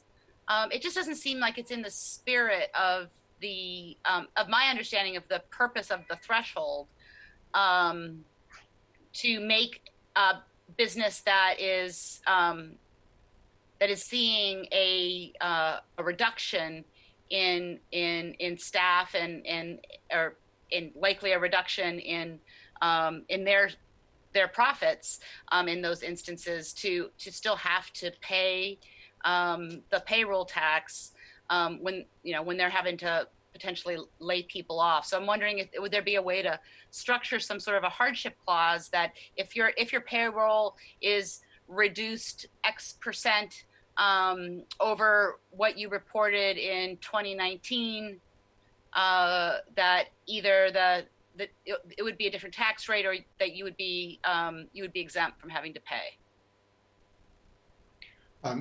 Councilmember, we at first blush it seems that the legislation could be structured in such a way to account for those types of provisions. Kind of refreshing back to our earlier discussions on the tax, even though the liability does go into effect this year, there are no effective payments until you may recall February of 2022, right, which was then accrued back. So the implementation will be over a number of months, extending in through to 2021. So there could be, at least from an implementation standpoint, a way to structure that, though we staff would need to work with the law department to find the correct language to use to affect that change, and we can work with you or others to put together an amendment that would do that if desired. Thank you. Council colleagues, due to the, I see Councilmember Sawant, just real quick, Councilmember Sawant, I just wanted to ask one more clarifying question, if I might. I think you mentioned nonprofits. Can you tell us one more time how nonprofits as a whole are categorized in this bill? Yes, Chair Mosqueda. The categorization of nonprofits is fairly broad in the legislation to include a number of different categories within federal tax law. I don't have those at my fingertips, though the net was cast as fairly wide in that categorization. So it's larger than the traditional 501(c)(3)s. It's a larger net than that. But I don't have any more specificity than that. Okay, colleagues, since I cannot see everyone at the same time with the shared screen, I know council members still want raise their hand. Please message me or just go ahead and chime in if you have a question that you'd like to ask as well, and I'll get you in the queue. Councilmember Sawant, did you have a question? I don't have a question. I mean, it's my legislation, so I have clarifications to add to what Tom said. It's very, thank you for asking these questions, council members. And Tom gave a lot of clarification. I just wanted to add a few points to that, but also just to give a little bit of context to whether this is hardship that we are talking about. Actually, that was on Councilmember Herbol's question, but before that, Councilmember Mosqueda, you asked an important question about nonprofits. I think it's we can say it very simply that this, I mean, Tom said that we're casting a wide net, but to put it in another way, which is I think simpler to understand, is all nonprofits are exempt, and we did that very intentionally in the draft because we don't think that nonprofit organizations should be paying the tax in any way. I mean, it's meant to be a for-profit big business tax. So rest assured that no nonprofits are going to be taxed in this if this legislation goes into effect.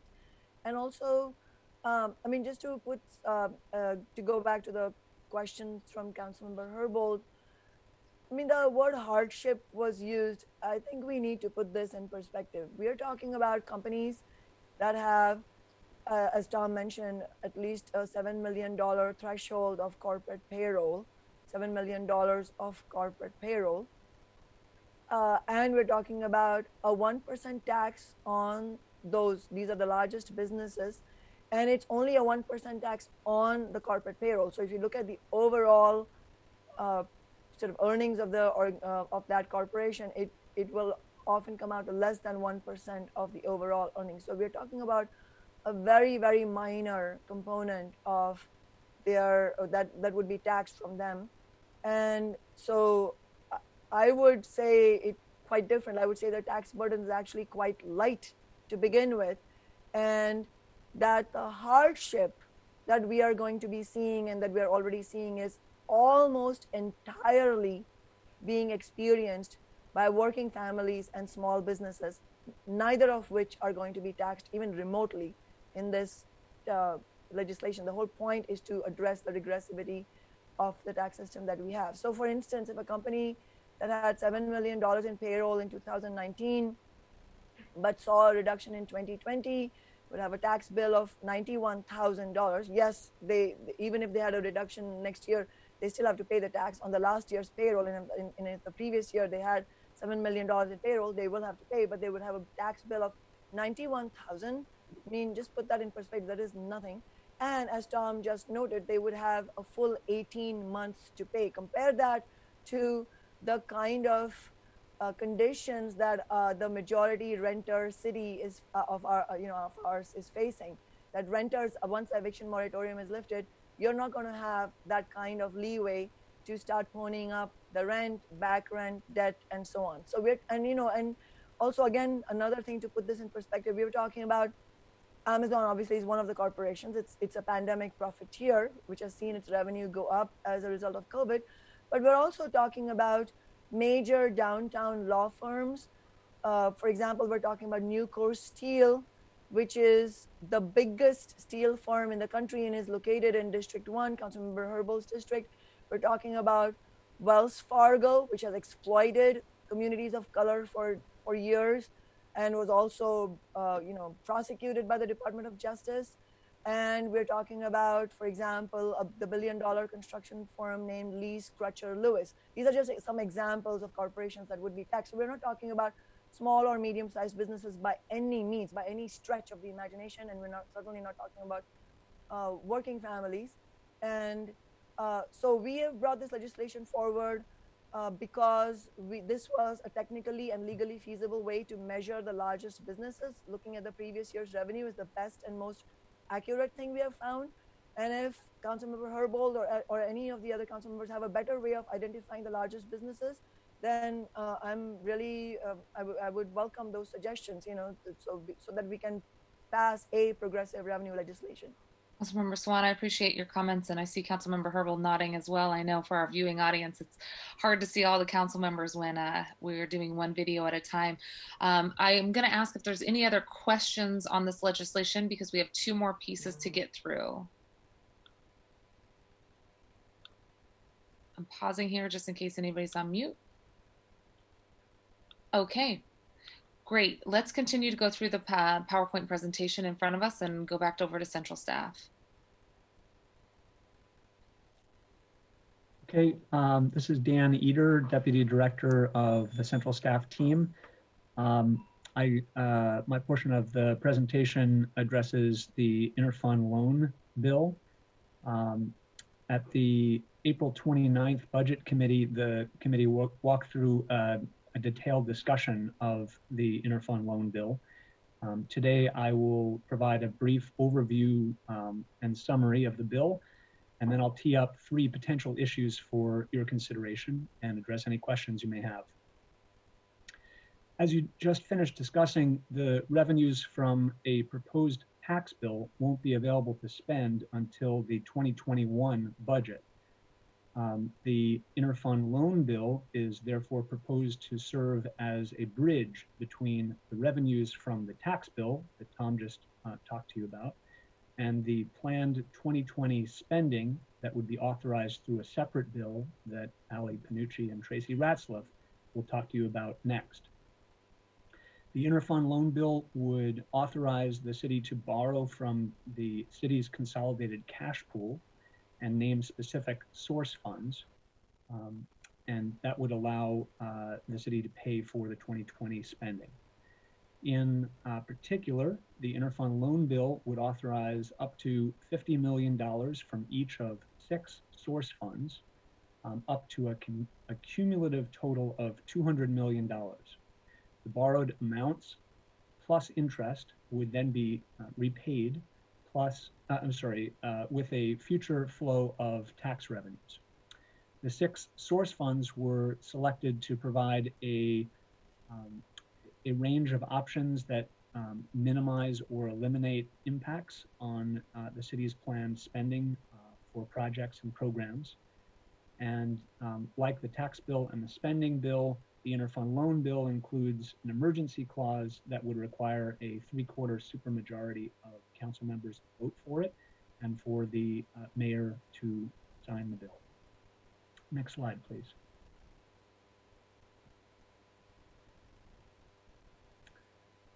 This slide highlights information which is included on your agenda in a staff memo. There are 3 issues which I have teed up for your consideration. The first is source funds.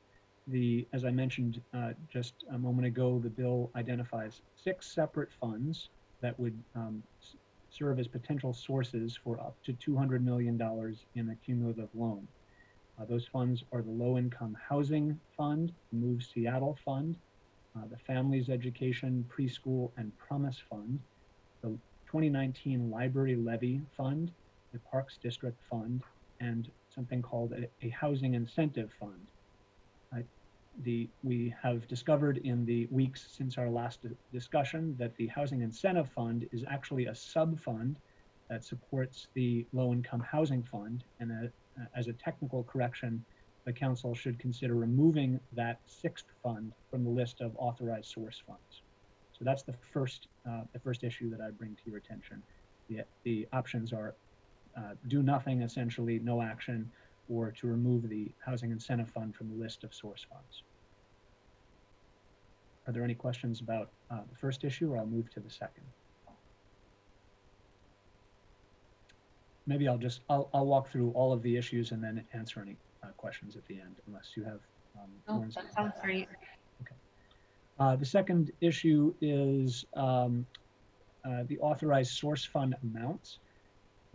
Again, hearkening back to our discussion on April 29th, the last budget committee meeting, CBO updated the low-income housing fund's projected 2020 ending fund balance. It had been in the range of about $146 million. The updated estimate is that that fund alone will have approximately $257 million at the end of 2020 available for an interfund loan. The action that is teed up here in this issue would be to consider amending the authorized loan amount from this funding source to be for the entire $200 million cumulative interfund loan. So in conjunction with this potential change, council members could either leave intact the other remaining source funds or drop the authorization from the other funds and lean entirely on the low-income housing. The third issue is the cumulative loan amount. As I mentioned, the cumulative interfund loan amount from any of the subsidiary sources is $200 million. Council members could leave this amount as is as a matter of a policy choice. You could increase that amount, or you could authorize a lower cumulative interfund loan amount. If you were to change the cumulative loan amount to something other than $200 million, that would, of course, affect your ability to spend. Either you'd have more money if you increased the cumulative amount, or you'd have less money in 2020 if you have a lower cumulative interfund loan amount. That concludes the issues that staff have identified, and I'd be happy to address any questions you may have. All right, thank you very much, Dan. Ooh, it's a little echoey on that end. Okay. Looking through council colleagues. Any questions? Okay, let's go ahead. Oh, Councilmember Herbal, please.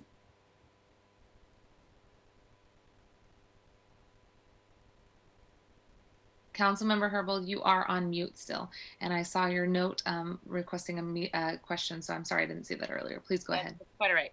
Thank you. So one question as it relates specifically to the interfund loan is, I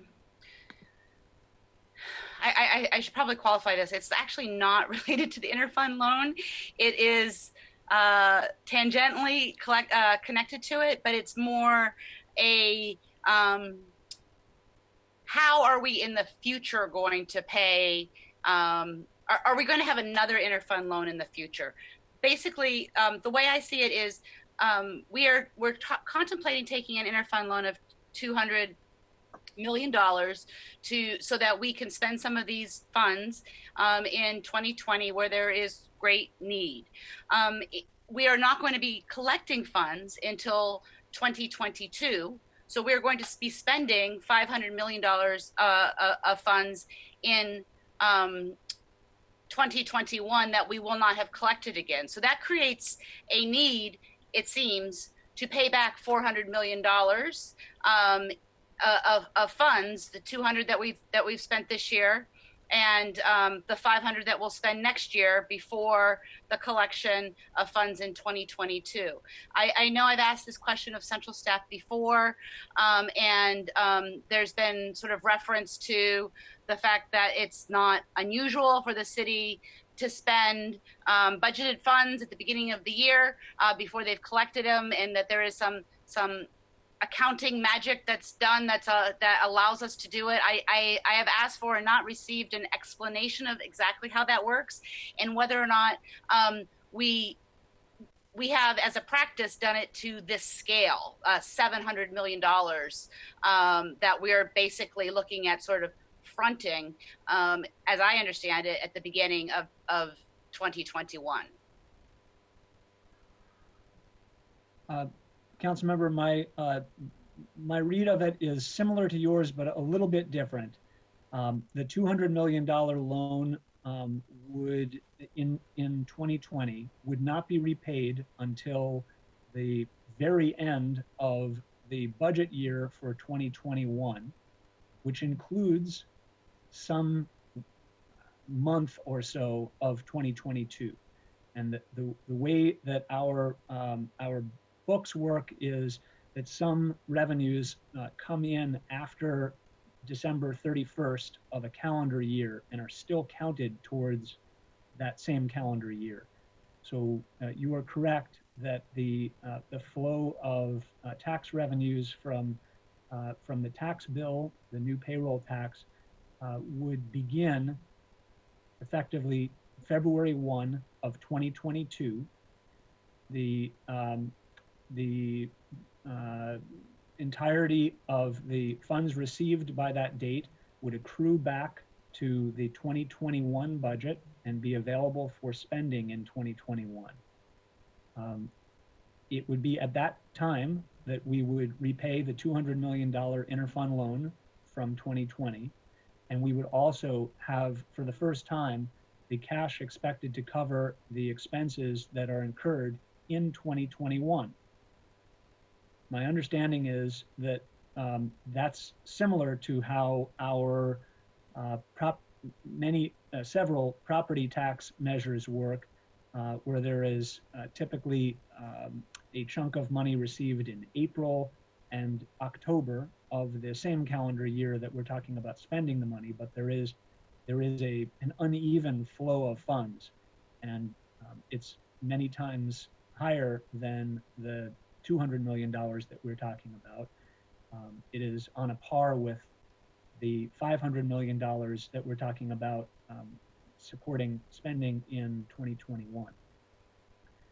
So I can't speak with authority because I don't personally do the balancing of the books, but my understanding is that this is not an unusual kind of a balancing act, and that the consolidated cash pool is even in the post-COVID economic climate expected to be sufficiently healthy to allow for this kind of float.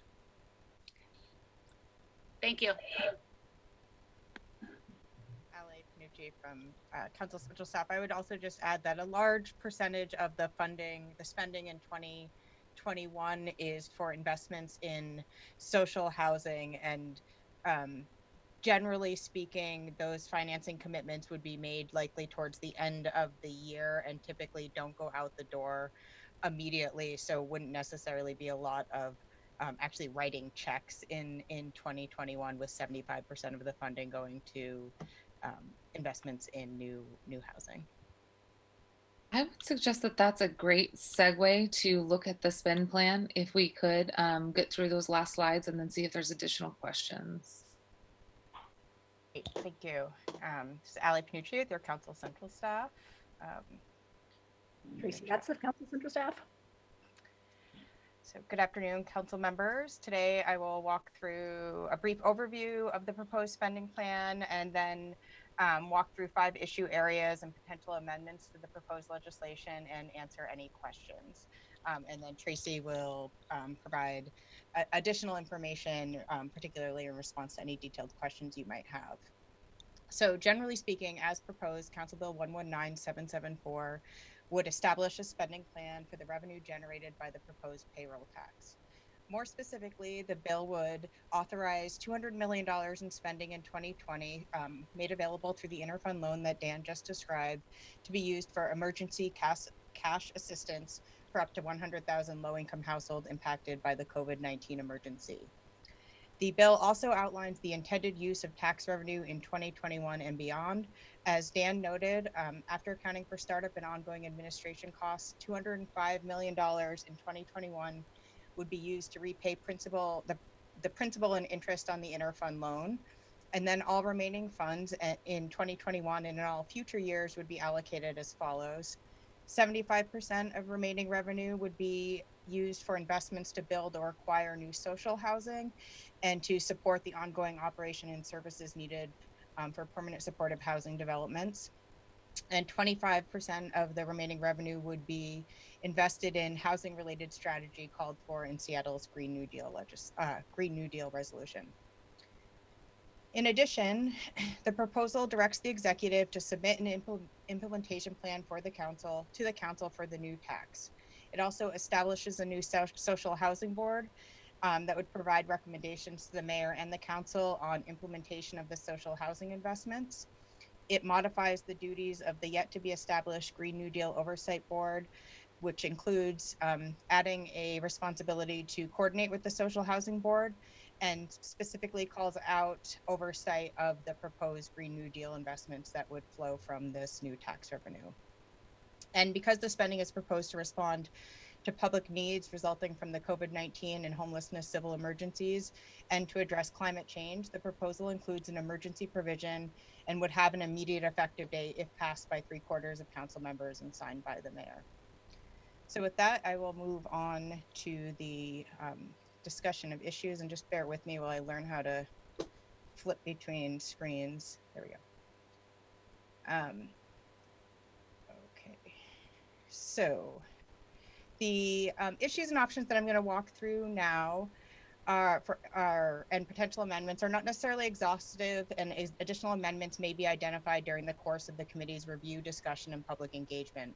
I'll also just note that the specific amendments attached to the memo are still drafts and may be modified prior to final council action. As an example, Amendment 1 will need to be revised to update Attachment 1 to the council bill to reflect a later effective date of the tax, which would result in slightly lower tax revenue estimates, which will impact the proposed number of housing units and that sort of thing. Those changes will be described in future committee discussions. So with that, I'll turn to the first issue identified by staff that really is just describing some technical and clarifying corrections that are needed. As introduced, the bill includes references to certain figures that are now outdated. In addition, we've identified a few technical errors that should be corrected and a few places where the sponsor's intent needed clarification.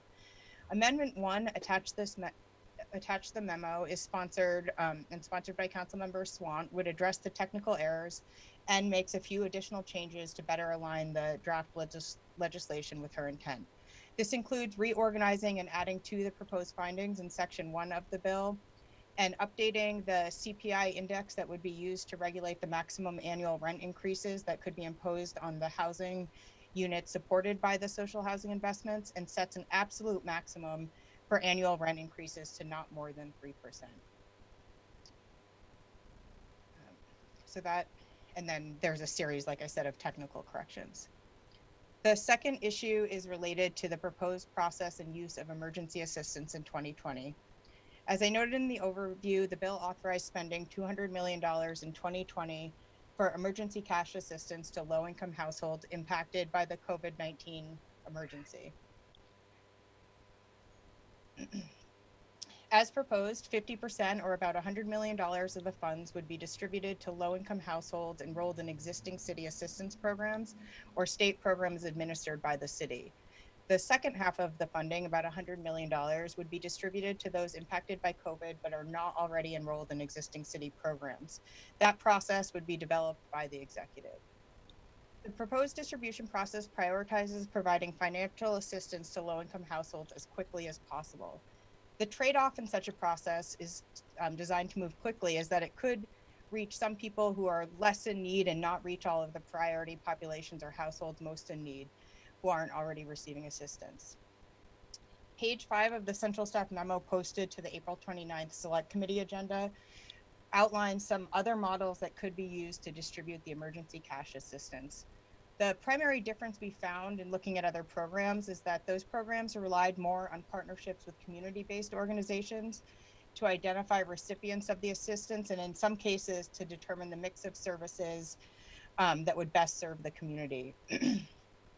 While the bill as introduced would not prohibit the executive from partnering with community-based organizations to distribute the second half of the emergency cash assistance, Councilmember Swant has proposed an amendment to make it very clear that this is an option, and this is reflected in Amendment 2, including an Attachment B to the memo. So that just clarifies that the second half of the emergency cash assistance could be distributed through partnerships with community-based organizations.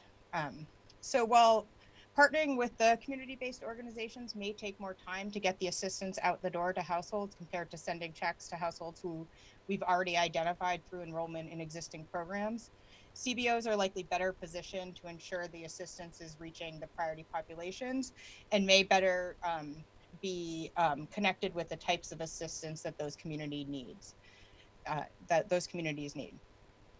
Councilmember Morales has proposed an amendment listed as Amendment 3 and Attachment C to the Central Staff Memo that would require that this assistance is distributed through partnerships with community-based organizations, and that it could be used for a variety of relief services such as food assistance, rental assistance, help with medical care, or direct financial assistance. So the options provided for the committee's consideration include no action, adopting Amendment 2 as proposed by Councilmember Sawant, or adopting Amendment 3 as proposed by Councilmember Morales. The third issue area is related to the proposed spending categories. As noted previously, after repayment of the interfund loan, 75% of the funding would be allocated to develop and acquire affordable social housing and provide services for permanent supportive housing units, and 25% to support Green New Deal strategies. Understanding there are various ways this new revenue could be allocated, council members may want to consider other spending priorities. The Amendment 4 included in Attachment D to the memo, sponsored by Councilmember Morales, would modify the spending categories to include support for the Equitable Development Initiative by allocating 10% of the funding to EDI projects and reducing the allocation to social housing and Green New Deal investments by 5%. So 70% would be invested in social housing, 20% in Green New Deal investments, and 10% to support projects funded through the Equitable Development Initiative. And I think it's worth noting that the Equitable Development Initiative projects often include an affordable housing component, but those projects are not yet all identified to date. So the options provided for the committee's consideration are taking no action, adopting the amendment as proposed by Councilmember Morales, or to propose other spending categories. Thank you so much, Tracy and Allie. I'm sorry, please continue. There are two more. The fourth issue is related to the income level served by the proposed social housing investments. The proposal would be to provide housing serving households up to 100% of area median income. City housing funding policies have historically prioritized investments in rental housing that assist households at or below 80% of area median income, with the majority of funds targeted to assist households at or below 30% of area median income. Council members could consider modifying the income level served to prioritize investments to support households with lower incomes. Councilmember Morales has proposed an amendment as shown in Amendment 5 and Attachment E to the memo that would modify the proposed income level served by the new housing investments. That would reduce the maximum income served from 100% of area median income to 80%. And it would prioritize funding for housing that is serving households at or below 60% AMI. So the options provided for the committee's consideration is taking no action or adopting Amendment 5 as shown in Attachment E. And of course, not listed here, but there are a range of other income levels, anything I would say, 80% or below is an option available to the committee. And then finally, the fifth issue identified for discussion is related to the implementation plan, submittal date, and the process that would inform development of that implementation plan. As introduced, the bill would require that the executive develop an implementation plan consistent with the legislation authorizing spending, but it doesn't establish a firm timeline for submittal of this plan. Both in the technical amendment described as Amendment 1 and in this amendment, an amendment proposed by Councilmember Morales, the submittal date would be February 1st of 2021. In this amendment for Councilmember Morales, this implementation plan would inform investments for the years 2022 through 2025. But because the council will have to make decisions about 2021 spending in just a few short months, it would request that the executive seeks input from stakeholders in developing that proposal. And so the options available to the council that are laid out in the memo is no action, adopting Amendment 6 included in attachment F to the memo, or proposing an alternate schedule or plan for how to move forward with developing an implementation plan and proposing investments in 2021. Okay, great. And just noting for the slides, I think it says Amendment 5, but we just want to note that's Amendment 6, correct, Allie? It is, yes. Okay, no problem. That's no problem. I know you guys are working night and day right now, so I just wanted to clarify for the viewing public in case there was a question when we go back to the film for any reason. Thank you. I appreciate that. That concludes my statements. I'm happy to take questions. Okay, great. I didn't mean to cut you guys off. Any other statements from you, Tracy, on this? Nope. Here to answer questions today. I'll be looking for council colleagues who have their hand raised, or if you have a question, please just go ahead and let me know. Any questions? Councilmember Herbold. Oh, so sorry, Councilmember Herbold, you're on mute. You think I'd have this down by now. So as it relates specifically to the direct payments to households in the first year, just a concern about how that interplay is anticipated with other social service programs that have income eligibility requirements. I don't know if these direct payments have the potential of making households ineligible for other services or programs that they depend on.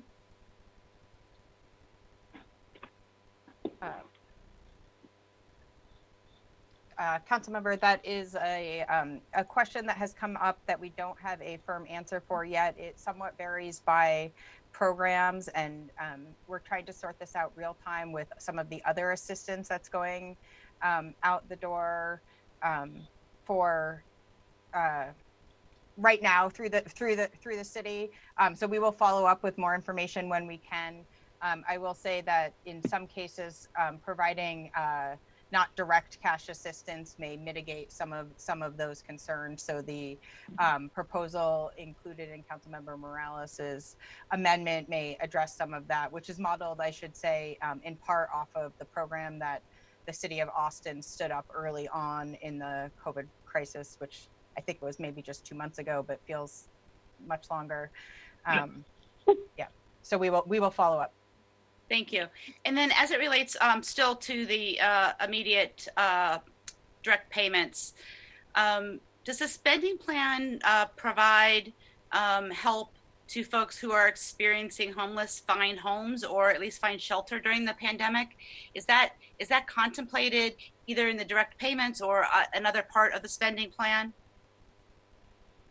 It's not contemplated directly. So if the legislation moved forward as proposed, I believe it was the sponsor's intent and would be to be able to allow people who are experiencing homelessness to receive those payments. So, and then they could use the money for whatever they needed, including hotel rooms or other, housing options if they could find any for $500. Would be one one strategy. If Councilmember Morales's amendment is adopted, then certainly service providers, community-based organizations that provide and work with people experiencing homelessness could provide assistance for a variety of housing assistance. So that could look a number of ways, but it would not be prohibited based on the plan. The future spending is really focused on long-term housing, and with a prioritizing investments or investing a significant amount in permanent supportive housing, which is designed to serve people coming out of homelessness. So there wouldn't be there's not direct spending on homeless, sort of the intermediate steps, such like tiny home villages and that sort of thing. It's focused on the longer term housing. Thank you. And that just segues into my last question as it relates specifically to permanent supportive housing. Several council members have signed on to the Third Door Coalition proposal to scale permanent supportive housing over the next 5 years. Just want to confirm that the spending plan not only includes allocation for capital costs for permanent supportive housing, but also the supportive part, the operating costs as well. That's correct. And in fact, the spending plan assumes that the city is paying the full cost of all new permanent supportive housing units. So if instead that money was invested in a partnership with other, with other regional partners, and those dollars were leveraged, it would likely produce additional housing, or some of that money might be directed towards housing that serves other income brackets. Thank you, Councilmember Herbold. The sponsor council member Morales has a comment. Thank you, Chair Mosqueda. I do want to come back to this question about the emergency assistance that we intended. Again, I want to acknowledge that the crisis, first of all, is far from over for many people. The financial burden that COVID has placed them in still exists. People's savings are running out. We know that the state unemployment insurance system is not working for people. And so, support for families is just as important now as it was when this crisis first hit. That said, when we originally contemplated including this provision in this bill, the circumstances felt more urgent in terms of trying to get cash assistance out. Since that time, as Ali mentioned, as I know we've talked about before, other cities have had some experience with trying to get emergency assistance out quickly, and so that is still a goal. I will say that if there is a different way to do it besides this interfund loan, if there is federal assistance that is coming through that we could use to provide this sort of rapid assistance to folks supported through community-based organizations, I think that is certainly something that we should talk about and consider. And the reason that my amendment is really saying that we focus on community-based organizations excuse me, is because they have the kind of trusted, deep relationships with folks who are in community, who are their clients and the people that they serve. They have the contacts. They know what kind of assistance is needed. And particularly as we talk about the need to include folks who are undocumented, who are perhaps unbanked, the idea of just sending a check is not necessarily going to achieve the goal that we have. And so what my amendment is trying to address is this question of how we provide financial assistance that isn't necessarily cash. Maybe it's a prepaid debit card, maybe it is, housing assistance, or, rental assistance or food security assistance. And some people may need less than the $500. That seems unlikely, but I think the point here is that if we give the organizations that already have relationships and know how to reach people the flexibility to do what is needed, it might take a little longer for us to set that up, but I think in the long run, it would serve people better. And then the last thing I want to say about it is that when I did have a conversation with an Austin City Council member about how they stood their program up, one of the reasons he gave for working directly with community-based organizations instead of, for example, through their utility discount program, is that in some places, if a resident is in arrears with a city department and this kind of emergency assistance comes through to them, some city departments are keeping the assistance from clients who are in arrears rather than just being a pass-through for support. And we really don't want that to be happening right now. So I'll stop there, but I just wanted to make those few points about the rationale for the amendment that I'm offering. Very helpful. Thank you, Councilmember Morales. I also just wanted to double check to see how, you don't have to answer right now, but given the cash assistance at the federal level I'm sorry, I don't know if I was glitching out. Given the cash assistance at the federal level, perhaps there's some way that we can replicate language to make sure that those dollars didn't kick people off of other programs. Maybe we could do something, Sam. I see Allie nodding her head, so I'm assuming you're already on that, but just wanted to flag that. I don't see any other council members with their hands up. Okay. Council colleagues, this has been a conversation that we have all been anticipating and really appreciate your feedback for central staff. There's a few, I think, ideas that people are probably still percolating on. I know that I have a strong interest in working with every one of you to make sure that we pass progressive, comprehensive revenue to, as the chairs, as the sponsors have talked about, really assess those who are continuing to potentially do well in a post-COVID world, and to recognize that the need is urgent. It was urgent when the bill was introduced, and so we have a real call to action here. The next meeting that we have, as you see in our agenda, we are going to devote the full first part of the day next Wednesday to talking about revenue proposals and questions. And so really urge you to send any questions or comments to central staff, and for the council members who are the sponsors here, I'm going to encourage folks to send questions, ideas, amendments, I would say by noon on Friday. Okay, seeing a nod from central staff that would be ideal. Councilmember Swamp, please go ahead. Just wanted to second your comments, Councilmember Mosqueda, that we have a shared interest in recognizing the urgency for the progressive revenues. It was urgent and continues to be urgent. If anything, it's more urgent. And I also wanted to use this opportunity to also say, yes, I welcome any questions or amendments from council members for us to look at. I appreciate you also underlining the need for that to be done sooner rather than later. And also just to thank central staff for their incredible work. I think they've basically given up every weekend as far as I know. So thank you so much. Councilmember Morales, any additional comments from you? I just want to thank the chair for rebooting this conversation. I think we all agree that this is incredibly important right now. And this is a moment in time where I do think that our community, our constituents are calling on us to find some answers and some solutions to these longstanding problems. So I'm hopeful that we can move through this, and happy to answer questions,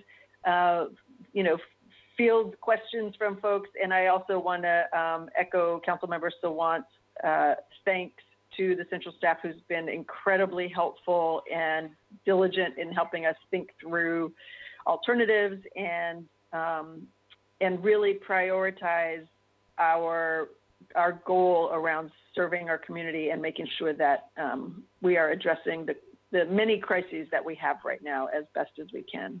Thank you. All right, central staff, we appreciate the joint presentation on this for these first three items on the agenda. Thank you so much. And we have another presentation, item number 4. I'm going to ask central staff to read that into the record, and then I will have some comments as well, and we will introduce our central staff folks. Madam Clerk, could you please read item number 4 into the record?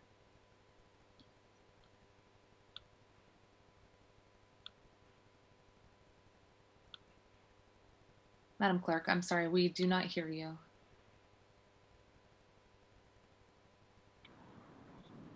Agenda item 4, Agenda item 4, inquest on Seattle Police Department budget for briefing and discussion only. Okay, council colleagues, just to frame up this conversation, as you heard on Monday, we are using today as our first opportunity to initiate an inquest into Seattle Police Department's budget.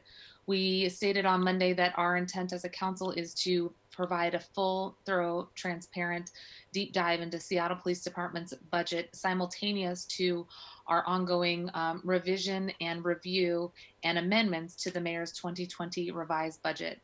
We were told that the budget is still being worked on. They have asked for additional time, at least a week, potentially more, for them to respond to the crisis that I think everybody is seeing in the street. And I am looking forward to receiving that budget. I think that that's potentially good news, that the words and the call from community have been heard, and they've held on to that budget to do some additional amendments before they send it down.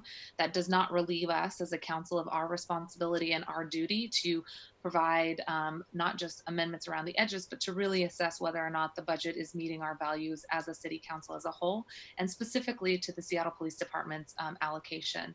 The community has been calling for, or has been demanding of elected officials, that we look at how we spend into the Seattle Police Department's budget for years.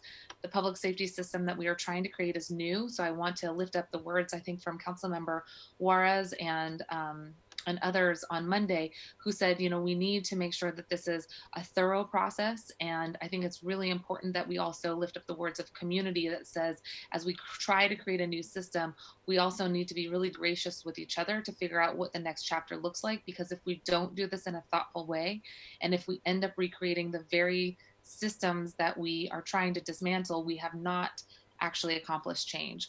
And our intent is to accomplish change. Our intent is to use this tool that is the budget process to initiate that change. And we're going to make sure that we do it with urgency. We're not going to drag our feet, but we do need to be intentional about moving forward. And to ensure accountability and transparency, we're going to do this together with community organizations, especially Black-led community organizations. This next chapter includes a city where we can imagine having community safety and strength that comes from these strong relationships, vibrant neighborhoods, healthy and equitable economies, and having housing as a human right, and really investing in our environment so that we are not creating toxic communities where, depending on your zip code, your life expectancy or your health outcomes are determined. That's part of the message that we've heard from community as we think about decreasing funding in the Seattle Police Department's budget and reallocating it. We need to assess where those dollars are going to go, and that message is truly going to come from community. We've seen other examples across the country where they have done similar efforts, and Camden, New Jersey is often lifted up. I think as we look at other models, it's important for us to remember that since 2010, the Seattle Police Department has seen about a 43% increase in Seattle funding, while we've seen other social services desperately trying to meet ends meet. And we're not isolated in this problem. The Center for Popular Democracy, Black Youth Project 100, and Law for Black Lives released a groundbreaking report in 2017 entitled Freedom to Thrive, Remaining Safe and Secure in Our Communities, which reveals how cities and counties continue to spend overwhelmingly on punitive policing and incarceration while neglecting infrastructure and social programs. They provide examples in Minneapolis. For each dollar spent on police, less than 1 cent goes to transportation and youth violence. In New York, which spends nearly $5 billion on its police force, even as homelessness and affordable housing crisis continues to increase.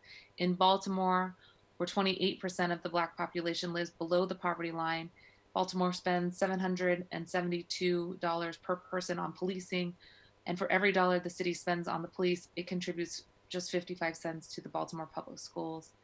In Oakland, which spends the highest percentage of its general fund expenditures on policing of the jurisdictions that they examined, 41% overall. For every dollar it spends on policing from its total budget, the city just spends 8 cents on housing and community development. So these are some examples to say that we're not alone in our overinvestments in policing as we know it currently, and we're also not alone in asking for a real fundamental change in how we do policing in this city. As we mentioned on Monday, Minneapolis City Council jointly announced that they're dismantling and reinvesting dollars, and they're doing it through community process that will take a year, they announced. We also know from the New York mayor and the Los Angeles mayor and city councils that they are decreasing funding as well. So we are not alone in the need to do this. This is an institutional issue across the country. Somebody asked me today in an interview, what are they doing wrong specifically? And I think as we saw the response in the last 2 weeks, it's not just our departments, it's the institution that is policing across the country. So I wanted to lift up those other cities as examples that we will continue to learn from and lean on as we engage in this process, and really taking direction from community organizations that are Black-led and Black and Brown communities who've been calling for this for a very long time. Councilmember Herbold, as chair of the Public Safety Committee, has some comments as well, as she has been collecting feedback and questions for a very long time, but especially after last Wednesday's committee meeting that she led. And while Council President Gonzalez could not be here with us today, she also sent powerful remarks on Monday in support of this effort. We appreciate her comments and her ongoing past efforts to really call out police violence and the need for change. But we all know we're here to do much, much more than we've done in the past. And thank Councilmember Herbold for chiming in at this moment. Thank you, Councilmember Herbold. Thank you, Chair Mosqueda. Just want to really show my appreciation to you for your framework for this discussion, calling it an inquest for the Seattle Police Department budget and a forensic look at the black box that is the $409 million budget of the police department. I think that really shows the approach that we intend to take. And I appreciate your recognition that what we're doing here in Seattle is happening also within the context of cities all over the country. According to a recent analysis, the amount of money the United States spends on policing across the country is $115 billion, which is bigger than nearly every other country's military budget. Police departments across the country consistently have lower rates of solving crimes, even as their budgets are increasing threefold over the last 40 years. On the other hand, when police investigate a crime involving a Black victim, evidence shows that the clearance rate is still lower. We've heard that some folks are demanding that the council defund the police department, which could mean a lot of different things. One specific target we've heard is 50%. Others are demanding that we dismantle the police department altogether. The murder of George Floyd is spurring the conversation about the history of law enforcement in this country as a slave-catching institution and what the history of this institution should be today. In light of these national conversations, the police response to demonstrations over the last nearly 2 weeks, and the disparity in law enforcement that we see here in Seattle as well, brings us to the table that Chair Mosqueda is setting for these budget discussions. As it relates specifically to some of the disparity that we see here in Seattle, a 2019 study found that Black suspects were searched most, 26% of the time, and only 16% of the time were they found with weapons. Whites were searched least, 18% of the time, and were found with weapons 25% of the time. So Blacks were searched most, were not found with weapons at the rate at which they were searched, and whites were searched least and were more often found with weapons. A 2019 study found that Black people account for 32% of all uses of force, with firearm pointing rate of 26.6%. White subjects had a firearm pointing rate of 16.6%. The use force report issued in January finds that even though the number of force incidents has decreased, the use of force against Black people is still 28%, significantly higher than Seattle's Black population. Today's presentation will go into greater detail than we've ever seen before. It's an opportunity to take apart the budget and reimagine what a public safety department for this city might look like. As Councilmember Mosqueda mentioned, in Camden, New Jersey, a few years ago, they let go of all of their officers, including the police chief, and made them reapply with a new reimagined police department. Though the council will be looking for cuts to make in the budget to reallocate to community-based alternatives, I think we have to realize that we have to have two different conversations here. We have to have a conversation now about reductions in the police department budget and reinvestment in community-based alternatives, but then we also have to create a roadmap for how to reimagine, take what is now our police department and reimagine it to be a real public safety apparatus for the city. In Minneapolis, they've committed to a one-year process. They are not abolishing the police department today. The Minneapolis City Council members are saying they'll gradually dismantle the department and replace it with one that uses healthcare workers and social workers instead of police officers to respond to substance abuse, homelessness, or mental health calls. Violence prevention would be the work of community-based counselors. What I hope we can have is a systematic questioning of the specific roles that police currently undertake, and then develop evidence-based alternatives so that we can dial back our reliance on police officers and identify the most effective approaches.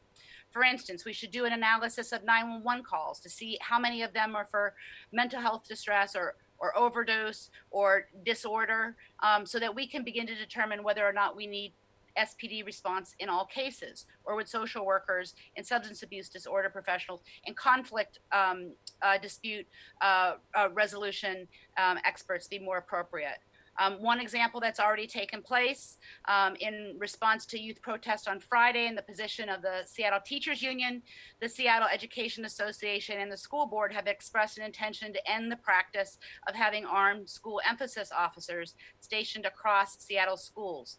South Shore, Aki Kurose Middle School, Denny Middle School, and Washington Middle School, all schools that are predominantly children of color. In the next 6 weeks for the 2020 budget, to address a $300 million revenue shortfall, we will be focused on reducing the SPD budget used for militarized police response and looking at the funds allocated by the budget for new hires but not spent because of the difficulty meeting hiring goals in the COVID-19 crisis, and other funding in the black box that doesn't best serve public safety needs of the community. I think we'll also, as I said, begin a conversation about the hiring goals moving forward and whether or not reliance on growing the size of the department is really the best way to make our city safer. More importantly, we'll commit to investing these funds into people and communities most harmed by historic involvement with law enforcement, Black and Brown people and communities. One step that the council has taken in recent years is to create a community service officer program that went into effect later this year.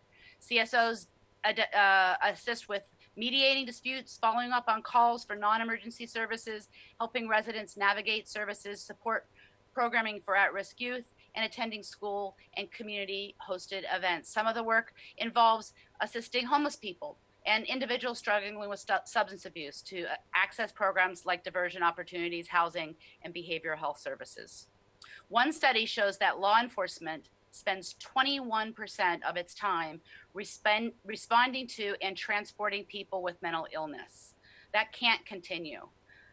As noted in the press release announcing the CSO jobs, it said SPD seeks to fill open CSO positions with individuals from demographic groups currently underrepresented in the police department, including elders, immigrants, individuals with past involvement in the criminal justice system.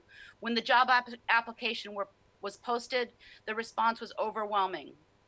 It was thousands of people applying, eager to participate in a different model of public safety in our city.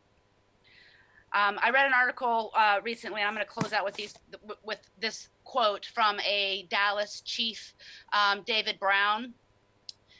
He writes, every societal failure we put on the cops to solve. This was several days after a sniper killed 5 officers in his city.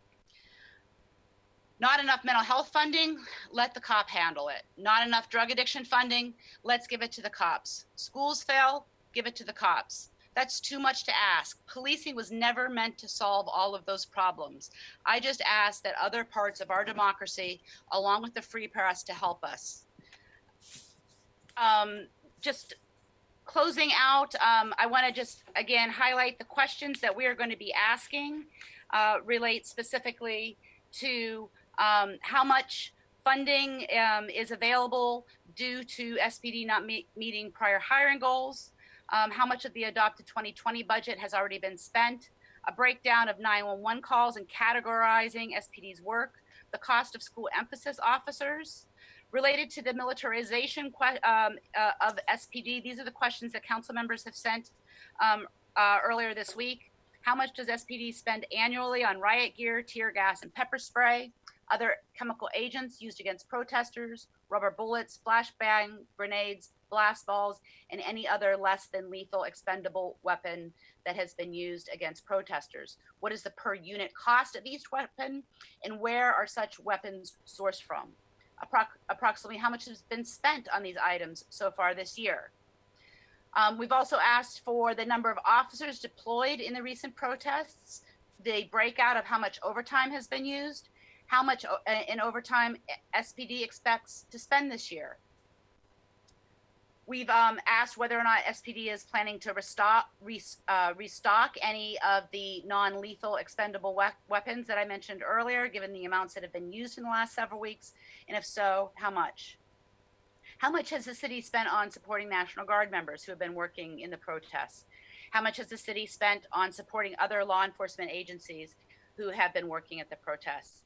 And then we also are going to have another conversation that has been queued up before in, I think, in the Select Committee on Homelessness on the funds that are being used with Seattle Police Department involvement in encampment removals. How much does SPD spend on NAV team activities annually? The number of officers, the number of hours on outreach, the number of hours spent on obstruction mitigation, the number of hours spent on encampment removals, and the number of encampment removals.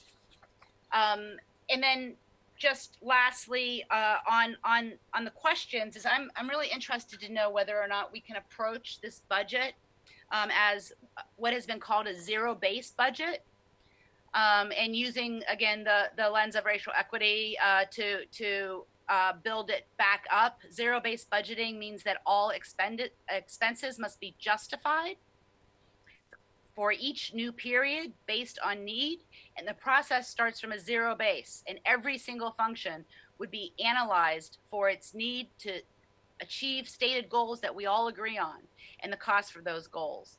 And I'm hoping that in the short time that we have, that we can use that sort of framework. We've been joined by Greg Doss of Council Central Staff, Kara Main Hester of the City Budget Office, and Angela Sochi of the Seattle Police Department. Greg will be making the presentation, and Kara and Angela are here to answer budget-related questions. The presentation is about the SPD budget, and Greg Doss has done an exemplary job of preparing this on very short notice. If you have policy-related questions, Central staff can compile those and get back to you. Our discussion for today is not about policy-based questions. It's about the dollars that we are going to be deliberating and the use of those dollars. The presentation is very dense. It includes a lot of information. So I'd like to allow for council member questions after staff presents each slide. And that in the interest of time, again, I guess I would request that you keep your general comments for after the presentation.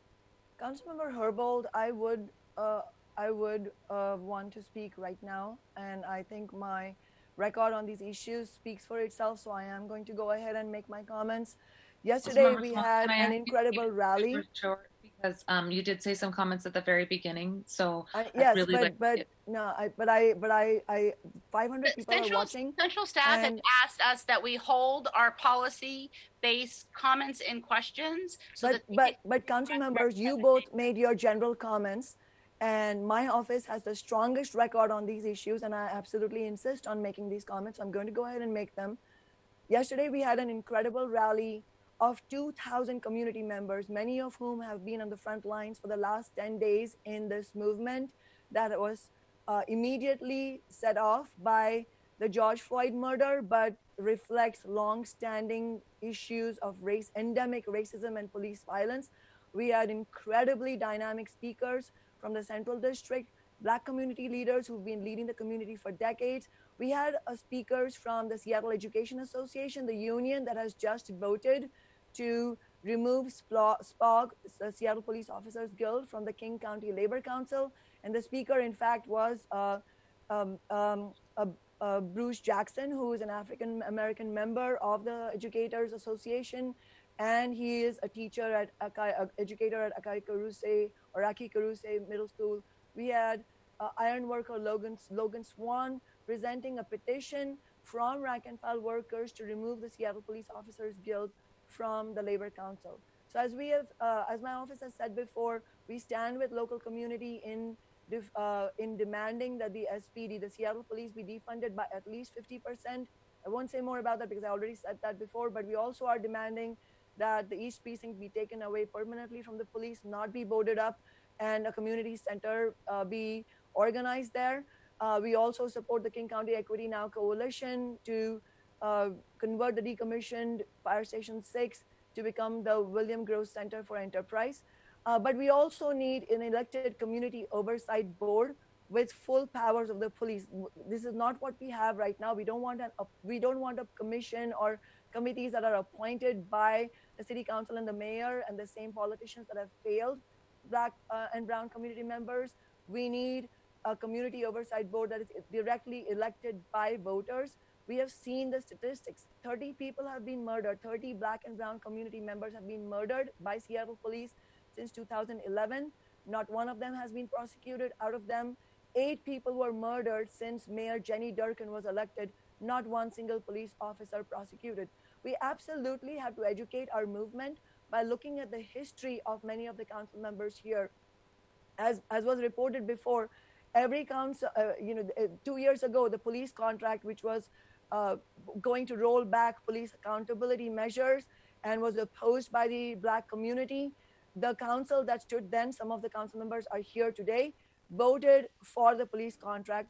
On a majority people of color council, I was the only no vote on that contract. Before that, there was, or maybe right after that, there was a vote on hiring bonuses that is meant for, as money allocated to attract more cops. That was just last fall, actually. Again, I was the only no vote on that. And my office said, where are the hiring bonuses for social workers? We do not need more cops. We need to combat inequality. And repeatedly, the council members, council after council, has voted against people's budget proposals for defunding the police department. Now, I never brought forward something bold as 50% defunding. Council members are talking about dismantling the police. These are council members who have voted against even very modest defunding of the police department, vote after vote against the people's budget proposals for stopping the sweep. So we have to make sure that our movement does not develop illusions in establishment that has failed us before, and as public comments said, cannot put faith in the same establishment that brought us here in the first place. We need to fight for public sector union living wage jobs in construction and other industries with priority hire and free apprenticeship program that will prioritize our marginalized communities. And as I said, we will be having a People's Budget Town Hall on the 16th. But it's important to address this debate in our movement that should we defund by 50% or so, or should we abolish entirely? And we see this language being co-opted by politicians that will dismantle, will eliminate, will abolish. But what does it all really mean? I want to clarify my position. As a socialist, I am absolutely fighting for a society free of police, free of racism, sexism, and all oppression. But we have to recognize that the police forces cannot, by any name, cannot be reimagined or rebranded out of existence. In Minneapolis right now, the promises that were made along those lines are being walked by the council members, and the grassroots community activists who are on the ground there, they will tell you that there's a big element of happy talk from the council members. These are not real discussions. And as I said, the council members themselves have had to admit 2 days ago that they did not actually vote to disband the police. This discussion, what it shows is that politicians in city after city are under pressure from the movement, and that is very important, but we have to recognize what we are up against. The Los Angeles Times reported, and there's a lot of talk about Camden.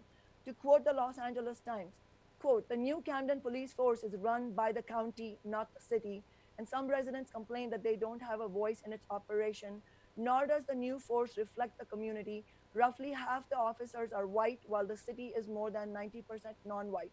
LA Times continues to say, about 3/4 of the old force were rehired to the new one, and Thompson, who was the old chief, remained in charge, the department now has nearly 400 officers, more than before. So let us not mislead ourselves in the movement. Sisters and brothers and siblings in the movement, I'm speaking to you. I'm not speaking to political officials.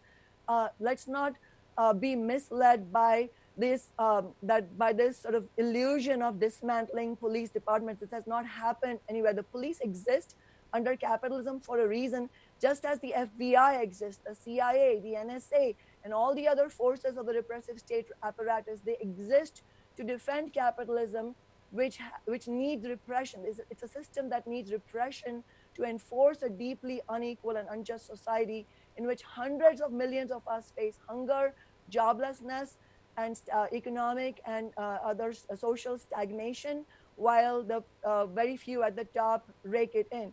This kind of deeply unequal society needs repression to defend itself. We need a different kind of society, and that's why I'm a socialist, because I think we need to fight for a world based on solidarity and equality, in which the world's resources and the major corporations are democratically owned and controlled by workers, which is the only basis on which we can create a world where no police and repressive forces can exist. And as Black Panther leader Stokely Carmichael said, if a white man wants to lynch me, that's his problem. If he's got the power to lynch me, that's my problem. Racism is not a question of attitude, it's a question of power. Racism gets its power from capitalism. Thus, if you're anti-racist, whether you know it or not, you must be anti-capitalist. So we need to continue a political struggle to dismantle capitalism itself. But at this moment, we need to understand that our movement needs to be independent of the corporate political establishment, and we need to fight hard to win defund SPD by at least 50%, to fund community programs. We need to win the tax Amazon. Can you please wrap up? It's been 5 minutes now so that you've been speaking. Win housing and jobs and the Green New Deal. And we should keep fighting, and let's attend the People's Budget Town Hall. Thank you. Thank you. Thank you, Councilmember Herbold. Thank you, Councilmember Sawant. And thank you to Central staff and SPD folks on the line here. Greg Doss did send a PowerPoint presentation. So Greg, are you going to be sharing your screen as well? Thank you, Councilmember Mosqueda. Yes, I am going to attempt to share it right now.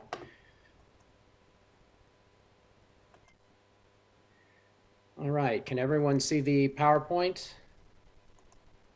We can, and just a huge amount of appreciation for all the work that you did on this. I know Councilmember Herbold had said that, and she had told me how much work you were doing, so thank you very much. Thank you, Councilmember Mosqueda, and thank you for the introduction, Councilmember Herbold. As you mentioned, I am joined today by some colleagues from the City Budget Office, Dr. Kara Main-Hester, and then also by Angela Sochi, who is the Executive Director for Budget and Finance for the Seattle Police Department. Before I get started, I want to thank Angela and Kara for the work that they have done on this presentation over about the last 48 hours. It's really a monumental feat because the city's accounting and budget systems do not always provide in a way that is easily understandable or presentable complex data like the Seattle Police Department budget. So it's fantastic that they were able to devote the time to do it. And I am very pleased to work with them. They're two of the most competent and hardworking colleagues I've had, and I just want to thank them for the work in the last few days. Finally, I want all of you to know that the three of us stand by to provide you with whatever information you need as you undertake the process of examining the police department and the kind of work that is done by police officers. So Greg, thank you. Just before you begin, if you toggle to the screen share icon there, I think I'm not great at technology, but that might make our screens a little bit bigger. It looks like the monitor that has it going from small. I think that's it. Yeah, I'm working. That work? Okay, maybe somebody else might be able to help us, but I think, well, let's go ahead. I see some. Go ahead, Councilmember Herbold. Here, Mosqueda, yeah, I just wanted to figure out, because I don't think we connected on this portion. As we have Councilmember questions after each slide, is that something that you want to manage, or should I manage it? You're welcome to, Councilmember Herbold. Okay, and so what I'm going to ask folks to do is, to the extent that they can, either use the raise hand function or shoot me a text. I'm having a hard time getting everybody's heads on the screen here, so I won't be able to see you actually raising your hand. Thank you. Councilmember Herbold, I'm also happy to identify folks in the queue because I know you have a lot of questions. If that's helpful, I can help to manage the folks who are raising hands. Thank you. All right, so is this a better view of the presentation? No, I don't. Not from my perspective. That for some reason it's on the right. It's a column with your picture, and it's cutting off half of the presentation. Okay, so when I expand it like such, you can see the whole presentation, but it's smaller, I'm guessing. Yeah. This is I can manage with this. I don't know about other council members. I think it looks good. Let's go for it. Okay. All right. Well, I'm going to go ahead and start with the first slide, and hopefully you can see this. What you're looking at here is an overview of the entire SPD budget. And I'm going to spend a few minutes familiarizing you with the various expenditure categories. And then as we move further into the presentation, you'll find that I will have slides for line by line detail for each one of these categories. And so I'm going to start out with personnel. And I don't know if you can see these numbers, so I'm just going to read them. You've got personnel here, which is just salaries and benefits. And that total for the Seattle Police Department is about $306 million, and it represents about 75% of the entire budget. And so those are salaries and benefits that support about 2,000 employees. And we're going to be going a little later into how those employees are broken down in the department. But that is by far, as you can see, the largest expense. The next largest expense is overtime, and that figure is about $30 million. And so here, in this case, that is about 7%. That's this chunk here. And when you take the entire overtime and salary and benefit budget, this piece right here, you have now covered about 82% of the Seattle Police Department budget. So put simply, 82% of the $400 million is paying for salary and benefits and overtime salary for 2,000 city employees. Then we'll get into some of the non-personnel charges. The largest non-personnel charge is what we would call interfund charges. Interfund charges, as you can see here, are for fleets and facilities. That's for the vehicles. For Seattle IT, all of the Seattle IT professionals at SPD are technically part of the Seattle IT department. For HR, for judgment claims, for all of the citywide functions that SPD has to pay for. These are functions that are provided to SPD, but not part of SPD per se. And as you can see here, that amount is $57 million. And so just working my way down, if you take personnel, the salary and benefits, and you take the interfund charges, again, that's fleets, facilities, IT, you are now up to about 96% of the Seattle Police Department budget. And then what you have left, a very small fraction of the budget, is the money that is used for equipment, for professional services, for travel, for training. You can see that I have these categories here. Discretionary purchase accounts come to about $5 million. Professional services come to about $6 million. And travel and training comes to about $1 million. And so what you're looking at here, the money that SPD actually has control over spending, besides the salary, benefits, and overtime, is about $12 million, and it's about 3% of their budget. And so, as I said before, I have later in this presentation for each one of these line items here, I have detailed line by line budgets that will show you exactly how this money is spent and distributed by section and by personnel throughout the department. And so with that, I'll stop and ask if there are any questions on this particular slide. Thank you. Yes, I have council members Tamara Morales and Andrew Lewis in the queue. Councilmember Morales? Yes, thank you. Can everybody hear me? I got kicked off my computer, so I'm on the phone now. Another reason why we need municipal broadband, but that's a different conversation. I can hear you. Thank you. So yes, I do have a question about the information on slide 1, particularly the interfund charges. We've heard the last couple of mayors, I think, talk about becoming a smart city. I'm wondering if you can break down the IT line here in particular. I'm interested in what kind of technology is in this item. What's the data being collected? How is it collected? Who has access? What's done with it? And then if there's a percentage of that that includes surveillance, or if that is somewhere else in this budget. Well, I can start by answering your question to say that we do have a breakdown of the interfund charges, and I can skip ahead and show you a breakdown if you want now. Unless you prefer. Great. Why don't we, if it's okay with Councilmember Morales, let's stick with the starting with the snapshot and going deeper on that item, particularly considering it sounds like it's covered. If that's okay with Councilmember Morales. That's fine. I don't see that it is covered further in, but I'm happy to wait. That's fine. Thank you. Appreciate it. Okay. So moving along. And Councilmember Lewis had a question as well. Oh, thank you. And Greg, this might be something that you're going to cover later too, so feel free to just flag that if that's the case. But I was kind of curious in these categories.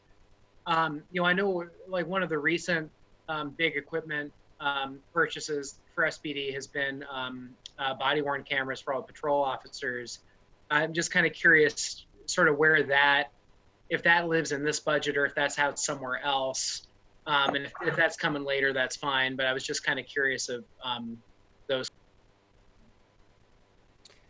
Thanks, Councilmember. I think for that, I'm going to have to turn to SPD's budget director.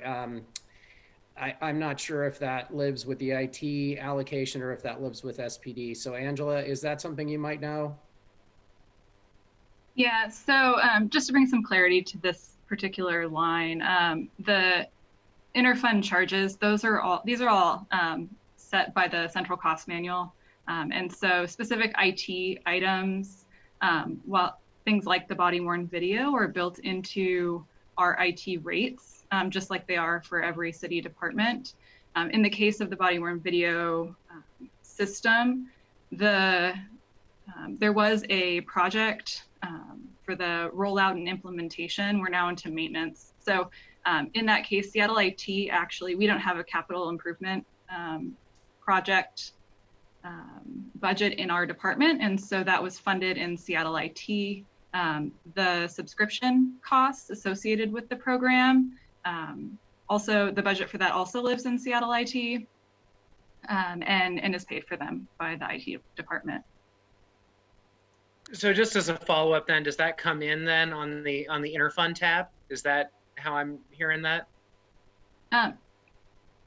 Kind of. Though the interfund rates are set, again, the central cost manual, I think, is about 100 pages long, and it describes kind of how they count total number of devices. And in the case of body-worn video, I think 100% of the subscription costs are likely built into that number because it's an SPD system and not used by any other department. So my guess is, I can confirm that for you, but my guess is that the subscription cost would also be included in that, in our IT interfund. Great, thank you. Councilmember Morales has another question, please.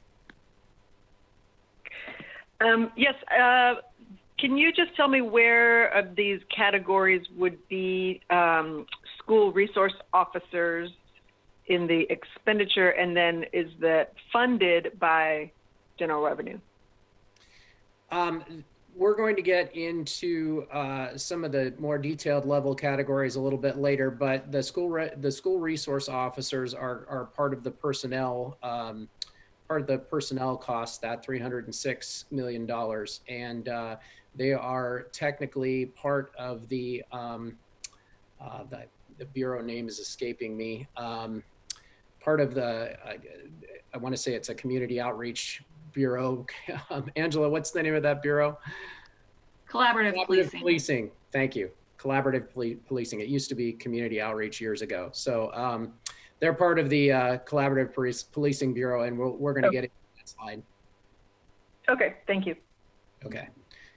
All right. So going to move on to the second slide. So as you saw, the largest chunk of SPD's budget is salaries and benefits. And so I wanted to show you in this slide how that breaks out between civilians and sworn. And so you have here in the first column, the sworn numbers, and then in the second column, the civilian numbers, and then the total at the end. And so starting with the sworn, the FTE count, there are 1,424 positions that are sworn positions that are funded. And that's about 71% of all personnel in the department. The share of the salaries and benefits, as you can see, is about 77%.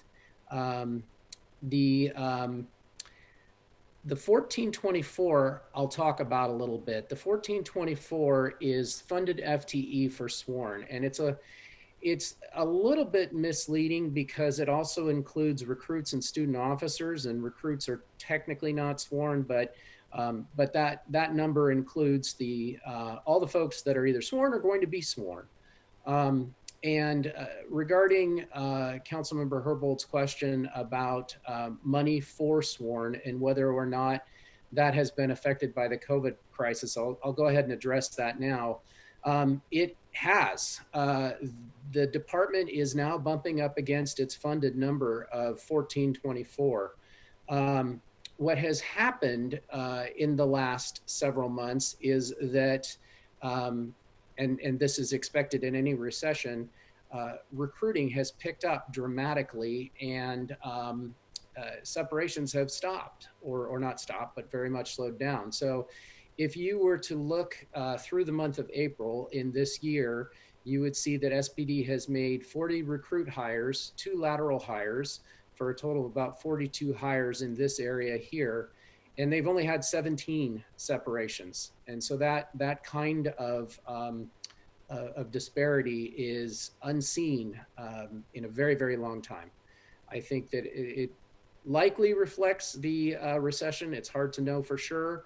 But what it is doing is it's creating a situation where SPD is essentially, it doesn't have any more money to hire any more people. And so what the department is going to be doing over the next 3 months is going to discontinue hiring recruits.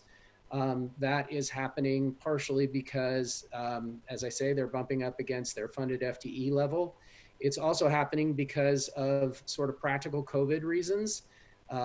The test that officers would take to move them into the recruitment system, there are, of course, problems with getting hundreds of people together taking a test. So the department expects it's going to have to take a break on hiring recruits for a few months.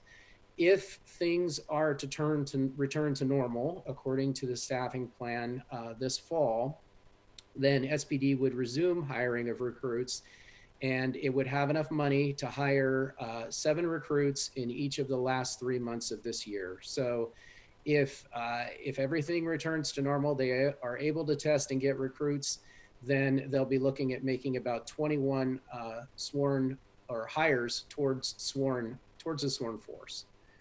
So that's sort of a high level overview of the hiring situation. I think what's inherent in my comments is there isn't money left over right now because the department hasn't been able to hire. That was certainly 100% true until the recession, and now it's completely upended. And so, Greg, are you, when you say that the department is bumping up against its funded hires, Are you talking about for this period of time? Or are you talking about for the entire year? Are you talking about through the second quarter, or are you talking about for the full year? I'm saying that according to the staffing plan, this month at the end of June, they will have 1424 filled FTE, and if they don't hire for the next 3 months, and there are a few more separations, then they will be able to start hiring again. They'll have the money to hire again in the fall. Angela, jump in here if I've portrayed this wrong. I'm sorry, and I just want to re-ask my question because I didn't hear an answer. The Okay. 1420 is the goal for what period of time? Through the end of this year, or up through the second quarter of 2020? That is a number of funded FTE. It's an annualized number of funded FTE. So it is an annualized number, but we break it down for purposes of tracking recruitment. And so I didn't know if you were using the number that we break down by quarter for purposes of tracking recruitment, or if you're using the annualized budget number. So thank you. Thank you. Anything to add, Angela? No, well, yes, I guess.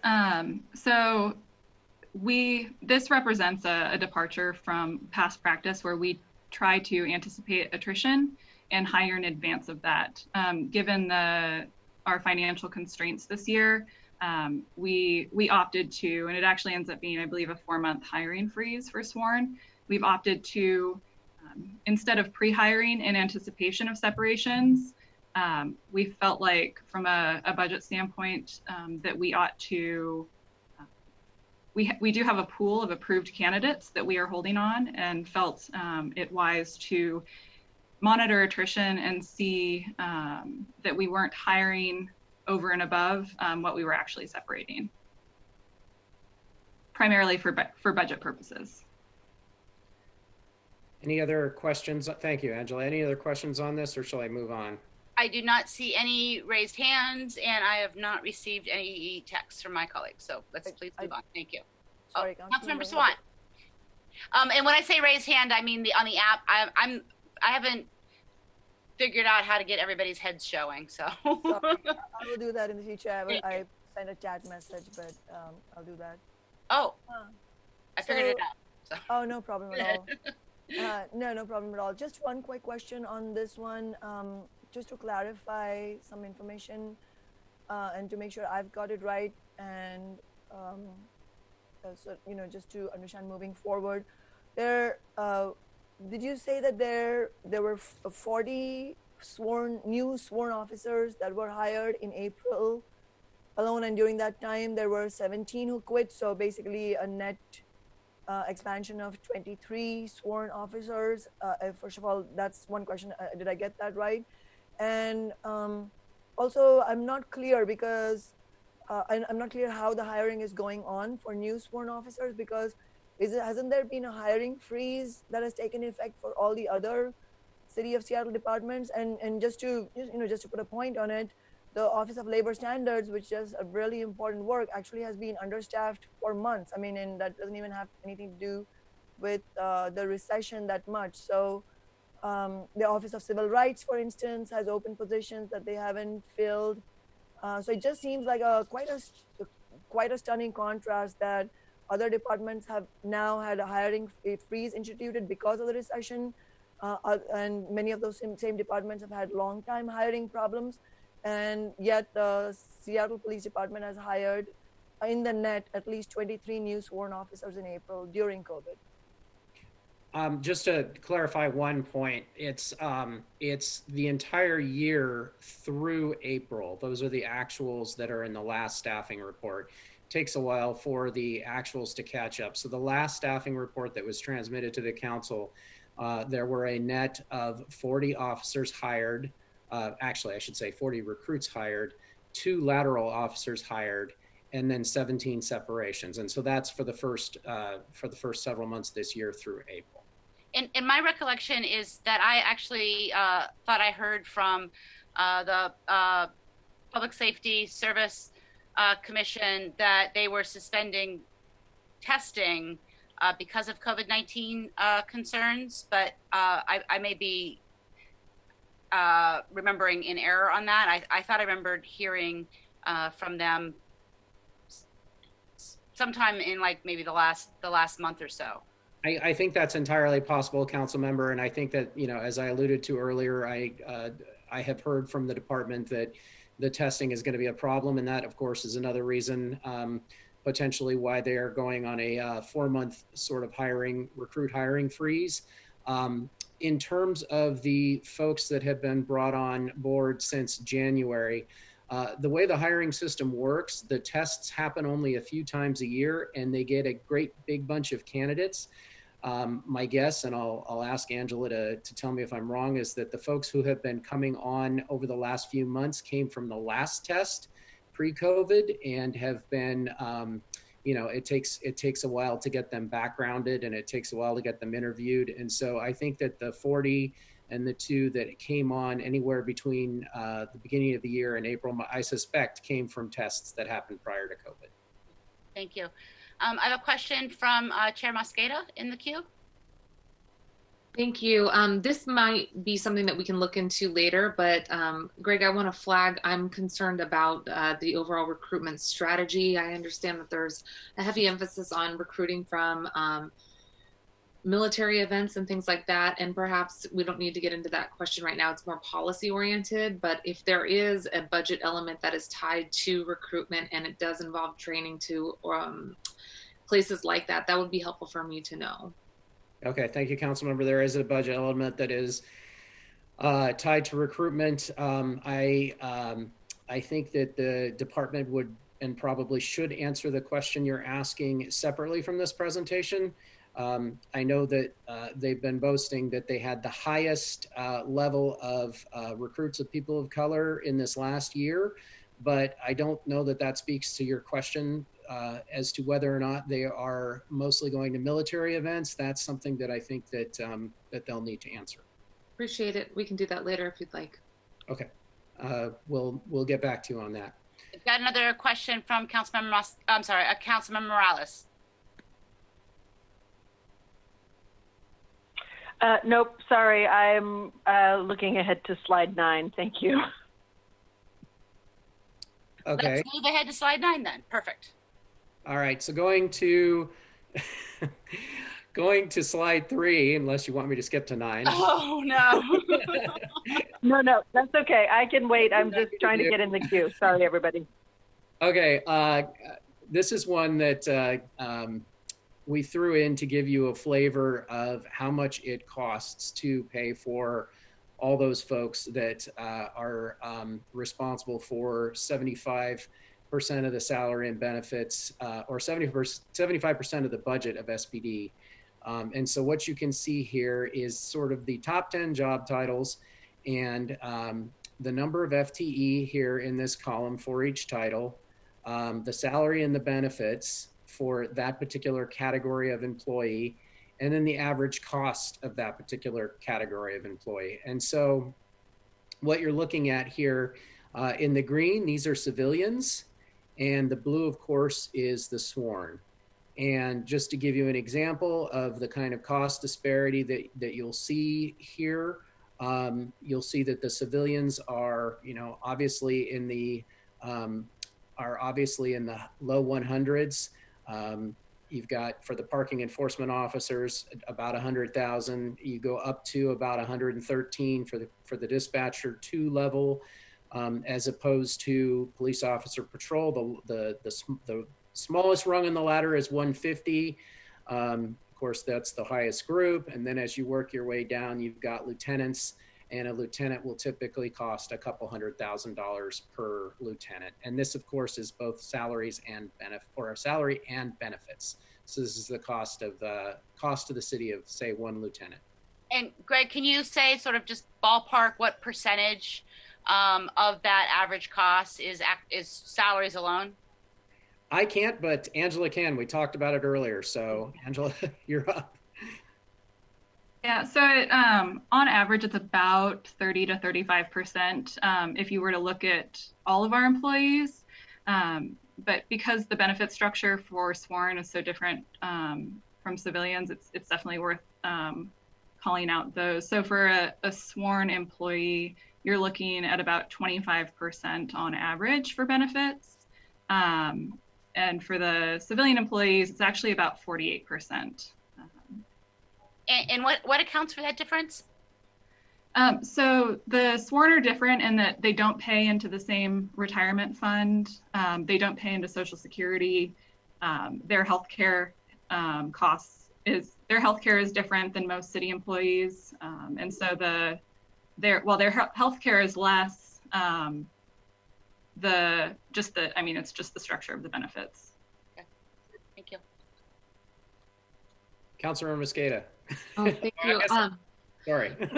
Just on the healthcare piece, I want to double check. Is there a line item that we've seen grow over time for access to mental health services, suicide prevention? We know that, like many first responders, there's a high rate of suicide, and that's a very serious issue. Obviously, I condemn the comments that are made to make it sound like anybody should be not doing their best to get access to healthcare, to get mental health services, and to reduce suicide. We have to make sure people have access to those services, and recognizing the high rates, especially among firefighters, for example, it's something that I've worked on for a very long time, to make sure that folks who are on the front line responding have access to mental health services and trauma treatment. I'm sure that there's a lot of folks who've seen a lot of trauma and heard a lot of traumatic things, and maybe done some traumatic things that they regret. Is there a specific line item that we have seen grow over time to increase funding for mental health services and suicide prevention strategies? And it sounds to me like you're speaking about mental health and suicide prevention strategies for officers. Is that correct? That's correct. I think that that's a city service, and I think that SPD also has peer counseling available. Angela, is there any money that's specifically set aside in SPD, or is it citywide? Yeah, so there is the Employee Assistance Program, which all city employees, we pay a small amount for all city employees. That is a central service. We do have dedicated peer support employees embedded within the police department, and then a cadre of others who are specially trained to respond and direct people. A lot of it is, we don't have a specific budget line for that outside of the employees who work either full-time or part-time on that topic. Our officers do have access, however, to I believe primarily nonprofit organizations targeted at law enforcement. I want to say it's Code 4 is a service that we utilize where they have access to counseling services and whatnot. But within the budget, you're not going to find a large dollar amount associated with that specific issue. Okay, thank you. Councilmember Lewis, you have a question, please? Yeah, thank you so much. And Greg, maybe this will come later, but I just wanted to ask it now, just for purposes of comparison. Obviously, community service officers are not are not one of the top positions in the department, but I do think, as Chair Herbold, Public Safety Chair Herbold kind of highlighted in her opening remarks, the sort of model of kind of the unarmed community service officer and the kind of interventions they provide might form a big part of some of the reform decisions we might want to take on as a council. I'm kind of curious where they fall in the scheme of this. And I don't remember from January when the committee did a little bit of work kind of just hearing about the rollout of that plan on if they are or aren't sworn. I think they're not sworn, but if you could clarify that as well. They are not sworn, and in the last budget round, we added 6 more, I believe, for a total of 18. And gosh, I am blanking on the per person salary and benefit rate. I'm hoping that Angela might know. Yeah, so for the community service officers, you're looking at about $100,000 per employee. For the community service officers, the supervisors, obviously slightly more. Is that inclusive of the whole package, or so it would be about the same as a patrol officer in terms of the cost? So the 100,000 is that includes salary and benefits.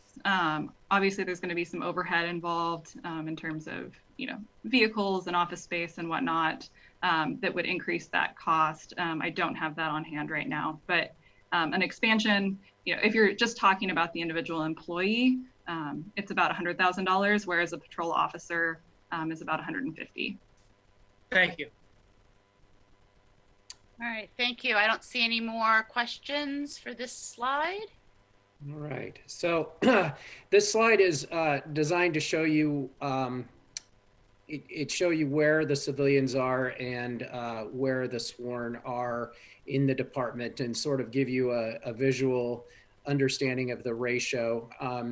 There's really probably not a lot here that isn't intuitive, so I won't spend too much time on it, but what you can see here with the green is the civilians, and the blue, of course, is the sworn. Taking a look at this particular column, you're looking at patrol operations, which is all of the precincts. You can see the 5 precincts here. And so it makes sense that you'd have 865 officers and you'd have 19 civilians. The 19 civilians are pretty much support personnel at this point. These numbers here, I should note, are the authorized positions, which is, it gets a little confusing. They're not all completely funded because the council and the executive have taken advantage of some vacancy rakes. But if they were fully funded and the department was fully staffed, then this is where the positions would be. Just going over these at a high level, the chief of police, of course, that's the BSL that has the public disclosure unit. That's a rather large civilian unit. I think it was in 2017, they were taking about 6,200 public disclosure requests a year. So records files, those are primarily civilian sections. Office of Police Accountability, you're pretty familiar with. Actually, it's more civilian than it is sworn. Leadership and administration, you've got education, data center, human resources. You have some more, actually, I'm sorry, that's where records files is. You've got some more administrative functions there, and that's why, again, you have more of the civilians. And as I said, I'm not going to go through this column by column. I think most of it's intuitive. The special operations, you've got sort of a combination of traffic and parking enforcement officers. So you've got more of an equal share there, but wanted to give you a visual. Actually, Angela put this together. I think it's a super helpful piece on where the civilians are and where the sworn are. So I'm going to move on. So this is a slide that you have seen before in my annual budget presentations. And what you're seeing here is of the sworn force, how they are broken out. And as you can see, the patrol, which is these first 3 categories here, is just under half. It's 48.7%. And so if you're looking at the department and the sworn, you've got about a third, 34.3% that respond to 911 calls. And then you also have sergeants in patrol, and you've got some specialty units in patrol. These are your community police team or other bikes and beats officers that are out on the street. And so that gives you a sense of how many are working with the public. And then you have non-patrol, and in the non-patrol section, you've got examples here of investigative units, and I think we probably all understand what we're looking at there. You've got criminal investigations, you've got vice, narcotics, special victims, all of the criminal investigations sections you might expect. Specialty units. This one is the units that are specifically focused in one area. In this area, you have SWAT, K9, arson, bomb.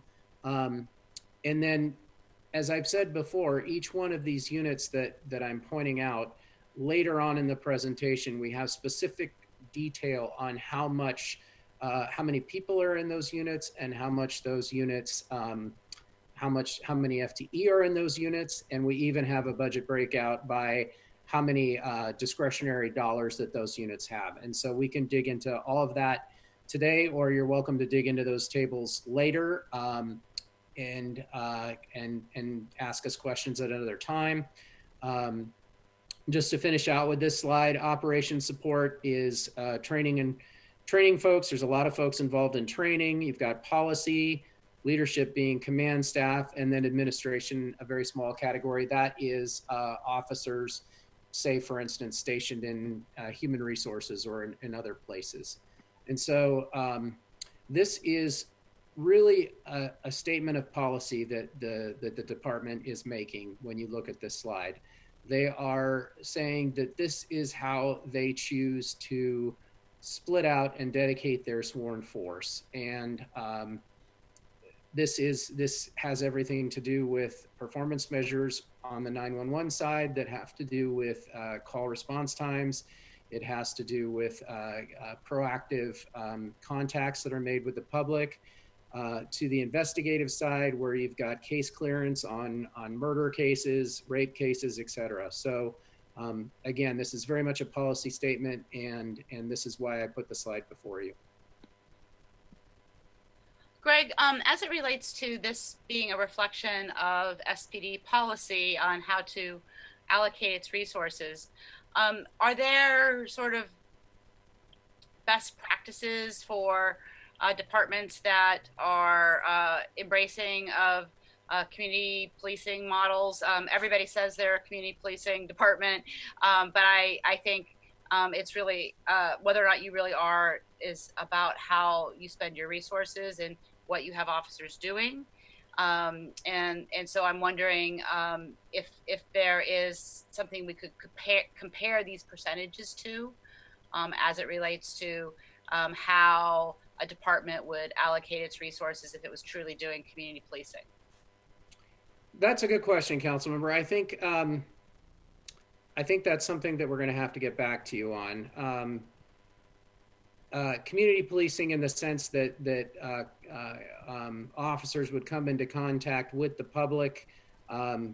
There are some metrics around 911 responses and proactive time, but I think the larger question you're asking about how resources are divided so that community policing objectives can be achieved, I'd want to give that one to Dr. Fisher at SPD. That works for me. Thanks. So I'm not going to spend too much time on this one. I just want to show you that this is the precinct staffing report you've seen before, in case you had any, in case you were curious as to how these folks were broken out by precinct. These are the numbers as of the last staff report, but it's not really budget related. I just, again, doing sort of a dive into SPD's personnel. And then along with that, I had been asked by council members to talk a bit about 911 response and service call data. And so I'm throwing this slide up. Again, it's not necessarily budget related, but in the overall picture of examining SPD's metrics and in terms of what they're trying to achieve from a public safety standpoint, these are good numbers to look at. As you can see here, there were in 2018, 138,000 proactive call counts, times that officers made a proactive engagement with a citizen. I can tell you that in each year, there are about 222,000 911 responses. That's not on this slide, but the time that it takes folks to respond to 911 is on this slide. As you can see, in 2019, it was about 8.77 minutes. And so the number of folks that you have on the street is in cars that are available to respond to 911 calls, obviously will impact these numbers. The numbers of folks that you have either on the street or on bike or on beat will impact the proactive call counts. Councilmember Herbold, you brought up that you have asked for a breakout of calls by type. I think that's That would be some really good data, especially when you're considering the role that police play in answering 911 calls. As you note, not all 911 calls are crimes in progress. Some of them are, quite a few actually, are about folks that are in distress. One number that I would throw out, and I think it's kind of an old number, but back in, I believe it was 2018, the CRT team, a team of police with a mental health professional, went out on 1,476 calls. So that's an example of a situation where a 911 call came in and it may have been a person in distress. And the mental health professional that went along with the CRT team was obviously of some help in that situation. So we are absolutely going to get that data for you. Thank you so much. Just to restate what we see on this slide, the number of calls have gone down between 2016 and 2019. The number of hours spent answering those calls have also gone down, and the response time has gone down as well, which is we want to see that that there is a good response time, and this is an area that I know councils in the past had concerns about, is about reducing the response times. If noting, of course, that there is a difference between the median and the average response time. But yes, thank you for flagging my strong interest in drilling down on the different types of 911 calls. And I think what would be really helpful before you get us that data is just maybe letting us know what the categories are that we can expect to see, so that we know if there are other questions that we should be asking. Okay, we'll do that. And here the call count is proactive. So this is a situation where officers are engaging with folks. I'm not sure if they keep track of the issues they were engaging on, but we will definitely ask that question. So the top part of the chart is not 911 calls. No, the top part is proactive call event count. Okay, so where we don't have a 911 call count. No, I know that it happens to be 222,000. I said it, so that's why you're thinking about it. Yeah. Well, but I'm also interested to know, is it gone down or gone up for the period of time that you're reporting it out for a proactive call?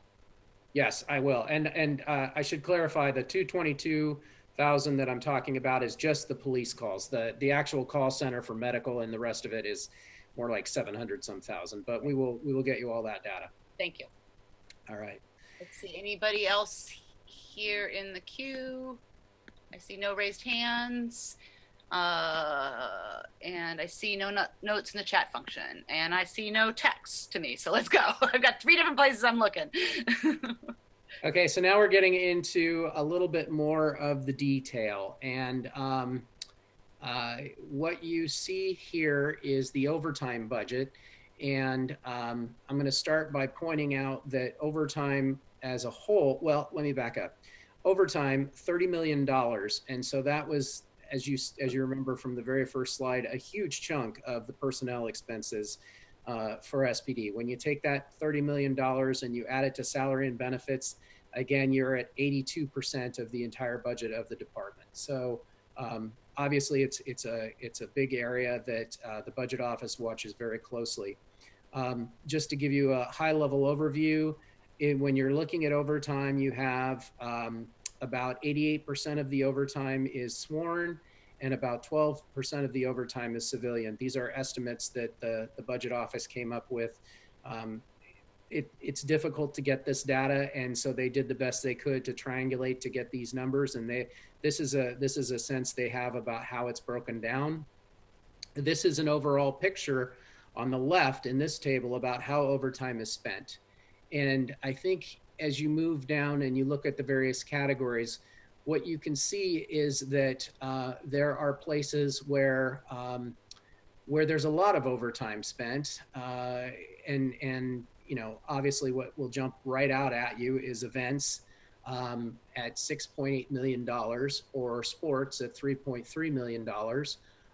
Emphasis patrols is 2.2. It's not huge, but These are areas where the department spends a lot of money giving officers mostly overtime to provide security and emphasis.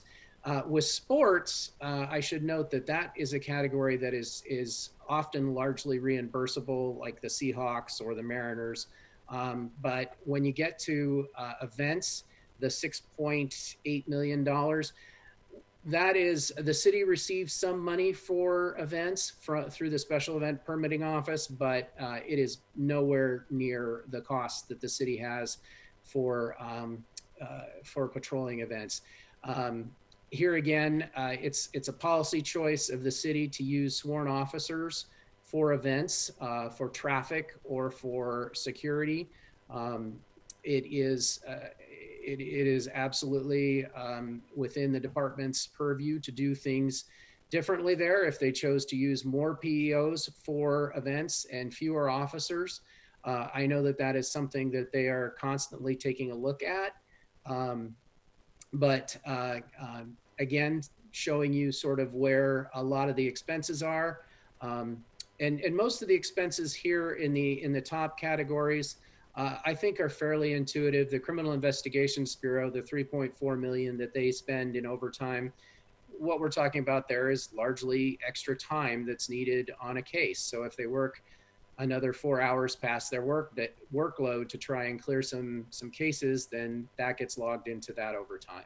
So this is a pretty good breakout of the overtime. For each one of this, we have more detail if you would like it. I don't have it here in this table because the more detailed table is very, very long, but we do have it if you'd like to see it.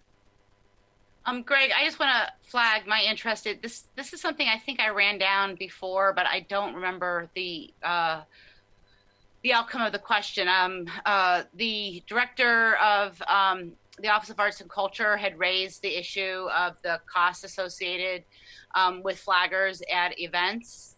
And I remember he had raised that there had been a problem in state law that requires, that prohibits basically events from allowing private security to do the flagging.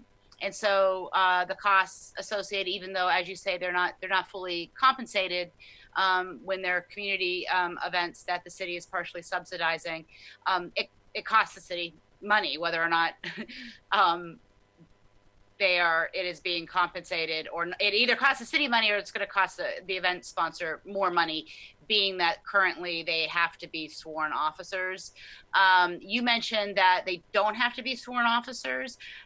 What I had heard is that they have not only do they have to be sworn officers, but they can't go the non-SPD route altogether and have private security. So that's something I'm interested in finding out more about. Sure. What I can tell you is that we did a little research a few years back, and I have a memo from the law department that says that there's no state law or SMC that requires officers to do street closures or traffic control. There would be bargaining issues if that body of work was given over entirely to another group of employees, because there would be a potential skimming issue, taking work away from SPOG. But the department uses where it can PEOs because they are cheaper from an overtime rate. Certainly the issues that you're talking about are ones that we can explore.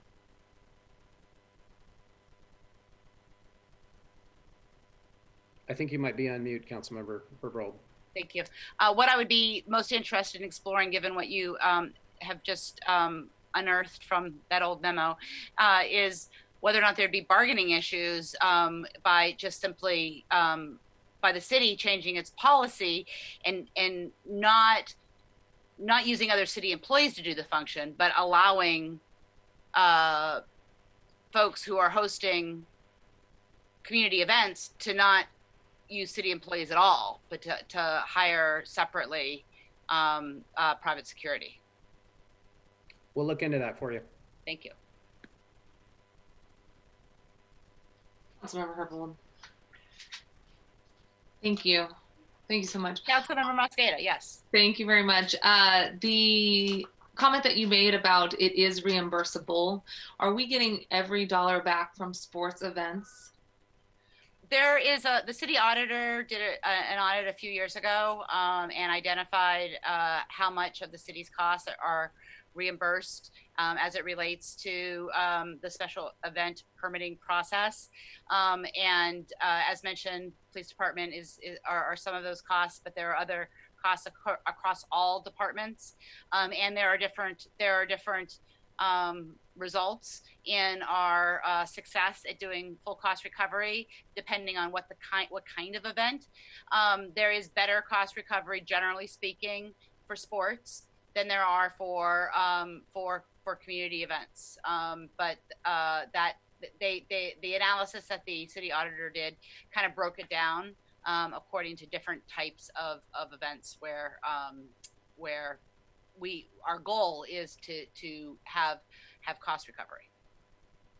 And if it's okay, I want to give Angela a chance to say a little bit about this, to see if there's anything that I might have misspoken about. It's again been a long time since I was deeply involved in overtime.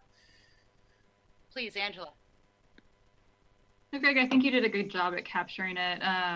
You know, we know that the city is subsidizing events specifically. I think sports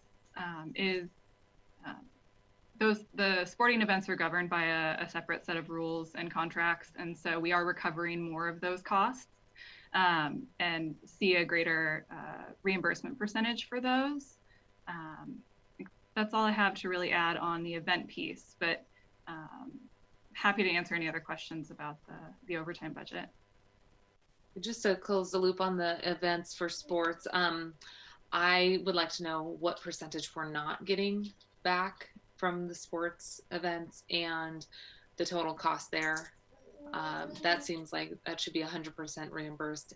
And then the second question that I have, I believe, for central staff or the police department is in our emphasis patrol line, $2.248 million. Is this a completely new line item given the new emphasis patrols that the mayor had before? If it's not completely new, if we had done that in the past prior to Mayor Durkin's announcement about emphasis patrols, how much has it increased over the last 2 or 3 years given the renewed policy of the mayor to do those emphasis patrols? Go ahead, Angela. Yeah, so we have seen an increase, although we didn't get a specific appropriation for emphasis patrols. We did redirect some of our budget to that line item, existing budget to that line item. I should say we did get a specific appropriation in the 2020 budget process for emphasis patrols, but prior to that, we didn't have a specific ad. We were budgeted, self-budgeted around 1.4 million. This year, it's increased to about 2.2 million. That number can be fluid depending on the operational need for emphasis patrols. But historically, we've been able to operate within that budget more or less, or within our existing budget more or less. So in essence, it almost doubled. Yes. Yeah. No, it went up. It went up about $800,000 in 2020 specifically. And then as far as the sporting events go, I can get back to you on the percentage of reimbursement. Just one more note on that topic. For the most part, the part that we're not getting reimbursed for is the overtime that's worked. If you think of it as a domino effect, you have traffic needs in and around the stadium. And when you have thousands of people congregating to a specific location, that's going to have impacts outside of what we would consider to be kind of that working area or that stadium area. And I think it's, there's reluctance to pay for, say traffic control services 5 blocks away, even though as a city, we feel like we need to make sure that the flow of traffic through downtown on game day is, works for everyone. The stadiums aren't, there's some disagreement on who should shoulder those costs. Thank you. And before we move on to the next slide, I'm just going to make sure there's nobody else in the queue. I want to also, Councilmember Strauss. Yeah, thank you, Councilmember Herbold. I just wanted the record to reflect that I've had many questions and that you have asked them. So just not that I'm sitting here in silence. I oftentimes have gotten ready to ask a question and you've asked it. So just wanted to let the record reflect. Fantastic. Thank you. As it relates to before we move on, just want to note that it's my recollection, and Greg, you can confirm whether or not I'm right, and don't hold back and tell me I'm wrong, that it is a pretty typical budget, even typical practice, that even though we pass a budget with a very large number of dollars committed to overtime, it is a pretty typical practice that we revisit throughout the year to add more overtime to the police department budget. So given even that our budget is $30 million for overtime for the police department, it would not be surprising if there was a request or a need to backfill overtime dollars that they've already spent, basically. Councilmember, I would answer your question by saying you are absolutely right for the large history that you have been with the city. Up until very recently, the SPD overtime budget was the budget that was provided to the department was inadequate to be able to cover the expenses and the activities that were required of the department. Within the last couple of years, they have turned that around a bit.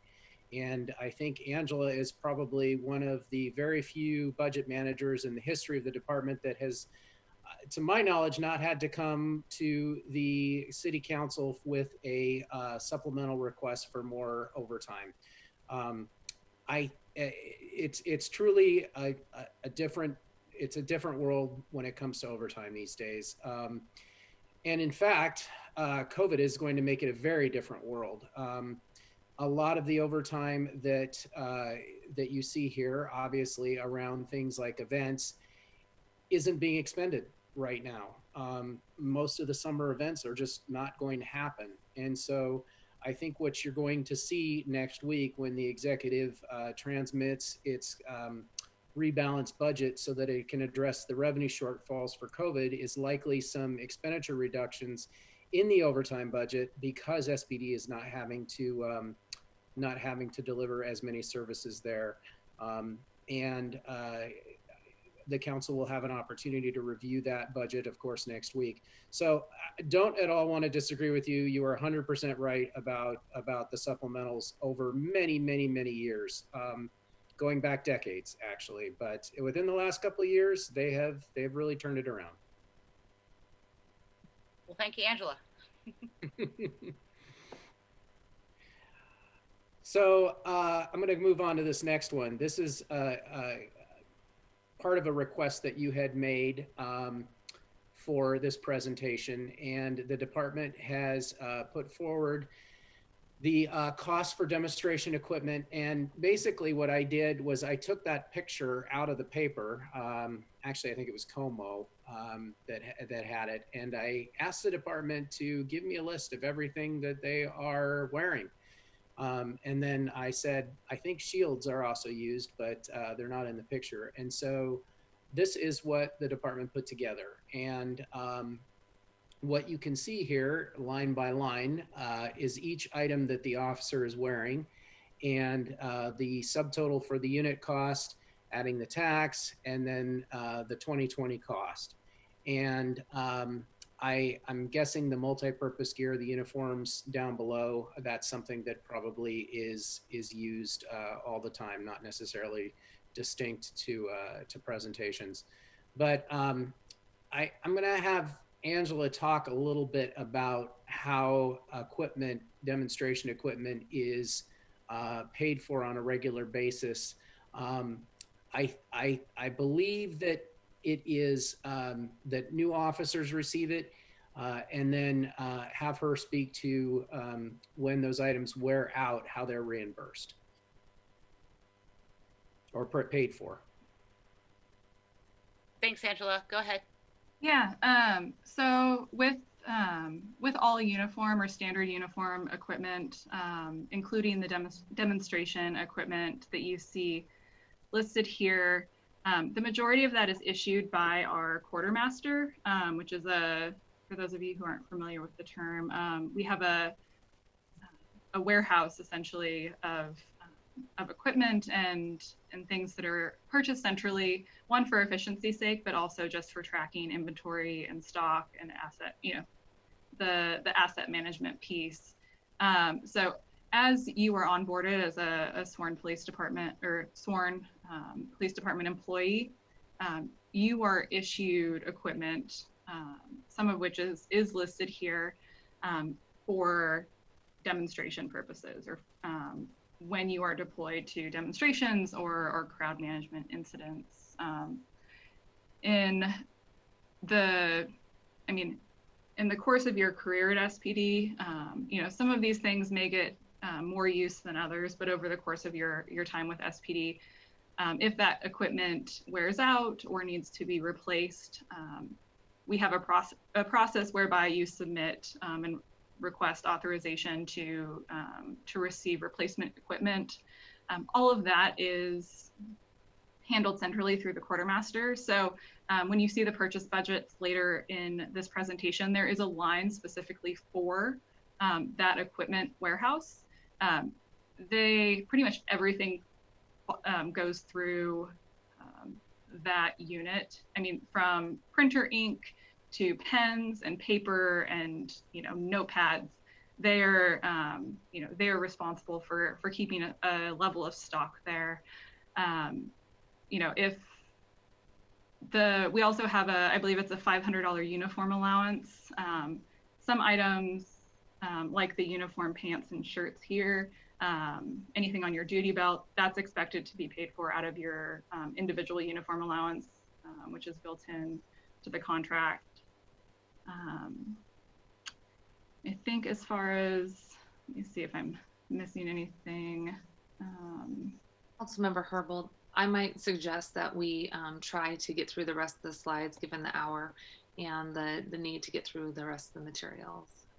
That's great. I do want to give Councilmember Morales an opportunity to ask her question on slide 9. That was the question that I queued up a while ago, but did not sequence it correctly with the slide. Thank you. I appreciate it. So I'm actually trying to look at slides 9 and 10 together. It seems that each officer goes out to a demonstration in about $900 worth of protective gear. Looks like based on the slide 10, we spend maybe an average of $30,000 in crowd control. And I know this isn't a huge portion of the budget, but I do want to ensure that none of the crowd control inventory that we've used this year gets replaced. That's a separate issue. But I'm trying to understand how this category, particularly the crowd control, is budgeted and how much we spend per demonstration. So I have a couple questions. Is there a placeholder in this budget for operating equipment, particularly crowd control equipment, since it seems like it is purchased as it's used, but there has to be a budget for it? And then the next question then is, where does the crowd control equipment come from? Does that also come from the quartermaster's just warehouse? And if so, where does the quartermaster get it? Let me start with the big picture. The big picture, just so we're all on the same page, this $67,000 is what is needed to equip the new folks that are coming into the department. And then as equipment wears out, that's what comes from the quartermaster line that Angela's talking about that we'll get to in just a moment. And then I'll flip it to the next slide. Did I say anything wrong there, Angela? No, that's correct. All right, so the next slide is Councilmember Morales, the one you were talking about. These are the costs that the department incurs for buying the crowd control devices. You can see here the amount that was spent in 2017, 2018, and 2019. And of course, the bullet points show what was purchased. The second bullet point talks about the white smoke grenades, the noise flash devices. I don't know what an R1 launcher is, but I'm guessing maybe Councilmember Herbold or others do. Blast balls, the noise sponge, munitions, gas rounds. As the item says, these items are replaced using operating funds as they expire. We're going to see a list of where those budgets are. They're not particularly large. As you can see, this is not a particularly large number. With regard to the question you asked about capturing the costs of the demonstrations, SPD provided me with some costs, but it was a very low number, and it didn't capture the overtime that officers are expending, or that the department is expending on officers for the demonstrations. And that's going to be the very largest part of the costs. And so I didn't put a number here yet, because I think that's something that the department still needs to determine when the payroll cycle ends, how much they have spent on overtime for these demonstrations, and then provide that to the council. See if there's anything I'm missing here. Oh, of course, here's the last bullet says that based on an average that you can see in the table above, if the department stopped buying all of that crowd control devices, they would save crowd control up, and they would save $40,000 per year on average. Thank you, Greg. Just a final point, where does this equipment come from? I don't know where the department buys it from. Councilmember Morales, that is one of the submitted questions that we sent to the executive. Thank you.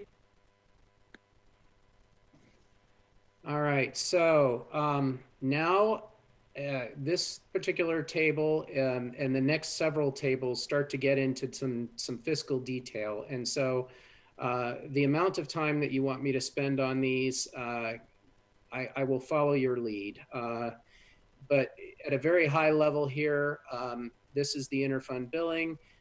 There was a question earlier about how much is spent for technology. The ITD is the Seattle IT allocation, and it's $26 million.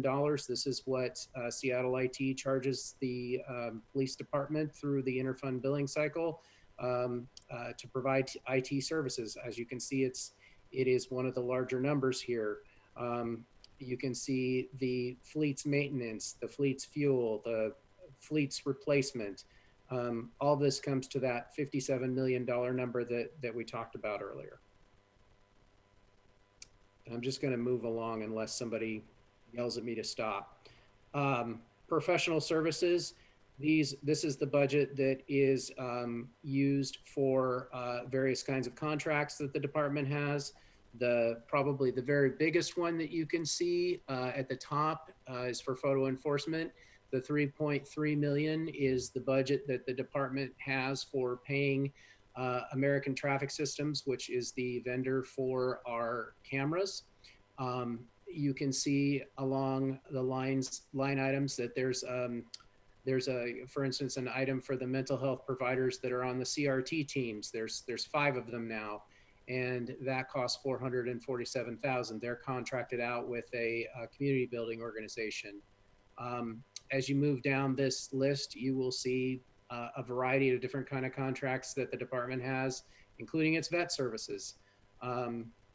So again, it comes to not a lot of money overall, about $6 million subtotal.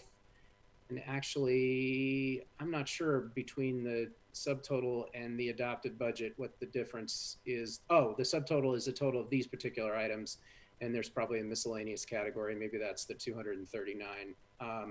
Anything wrong I said there, Angela? No, so the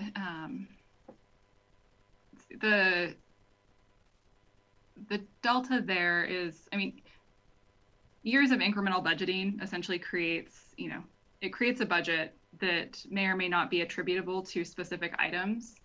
So in this case, what we've done is called out the specific items that are known that comprised or went into the development of that. The adopted budget is $6 million. We don't necessarily know, and we can say clearly these are the, this is the $5.8 million of that $6 million. These are the things that were budgeted specifically for that purpose. We have a number of other items that hit against this, to include the medical testing and pre-hiring tests. There's some things that hit against this account that don't necessarily have a specific appropriation for. It's just, been past practice or historically expenses hit against this fund, but we wanted to call out specifically the items that we could, the specific budget appropriations that fall to this account. The bigger ones, yeah. So I'm just going to keep moving through. We got a lot of these. Travel and training. This is a breakout by bureau of the dollars that are spent on travel and training. And you have here everything from certification requirements that officers are required to fulfill, say like motorcycle certification for the motorcycle traffic officers, all the way to conferences that civilians might attend. This is just the breakout for a 2,000 person department of the travel and training money. About $1 million, 1.1.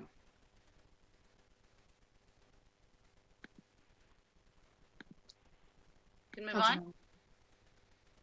Councilmember Pearl. Oh, Councilmember Mosqueda. So Greg, as elected officials, we have a requirement to report when someone pays for us to do travel or conferences. And what I'm concerned with is that this budget might not reflect maybe portions of training that are being paid for by other entities. Is there any possibility that there are additional travel or training trips that are not reflected in what the city is paying for? That's an interesting question. My initial response is there might be a gift of public funds issue there. I would doubt it, but I'll double check with the finance manager. Ask Angela. Yeah, I can respond to that. We do have some of our travel training is reimbursed by organizer. I mean, if there's a conference that one of our employees is asked to present at, there are occasions where we do accept a reimbursement for that. However, the department has not historically requested an appropriation to accept that revenue to SPD. Typically that has just gone back to the general fund. So any revenue that we're bringing in for that purpose is going to the general fund and not to SPD specifically. But Angela, that'd be a service that the department was providing. It's not as though Taser is paying for a bunch of folks to go to a conference in Hawaii. That's correct. Yeah, there is some sort of exchange there. It's not free training being offered. It's really in those cases where we're presenting or providing some sort of service. And specifically to the concern that's been raised about Seattle Police Department using our officers or sending our officers to places like Israel to receive training on police techniques. If it's not reflected in the 2020 allocation, where would we see that kind of line item? If there's an expense along those lines, it would hit against our budget here. This is a representation of the budget appropriations, not necessarily specific expenditures within each of those groupings. That's certainly something that would show up on an expense report. But I think the larger point, though, is that if there was a trip to Israel that was paid for, it would need to come out of that $1.08 million budget. unless the department had some savings elsewhere where they could pay for it. This is traditionally and normally where they would pay for it, and this is the budget that would pay for it. That's correct. Yeah. So this next slide is a purchase slide, and what you're looking at here is by bureau how much money is allocated for each section. And I guess what I would point out is that it is well, $5 million seems like a lot, and it is a lot. I'm not going to draw a judgment on the 5 million.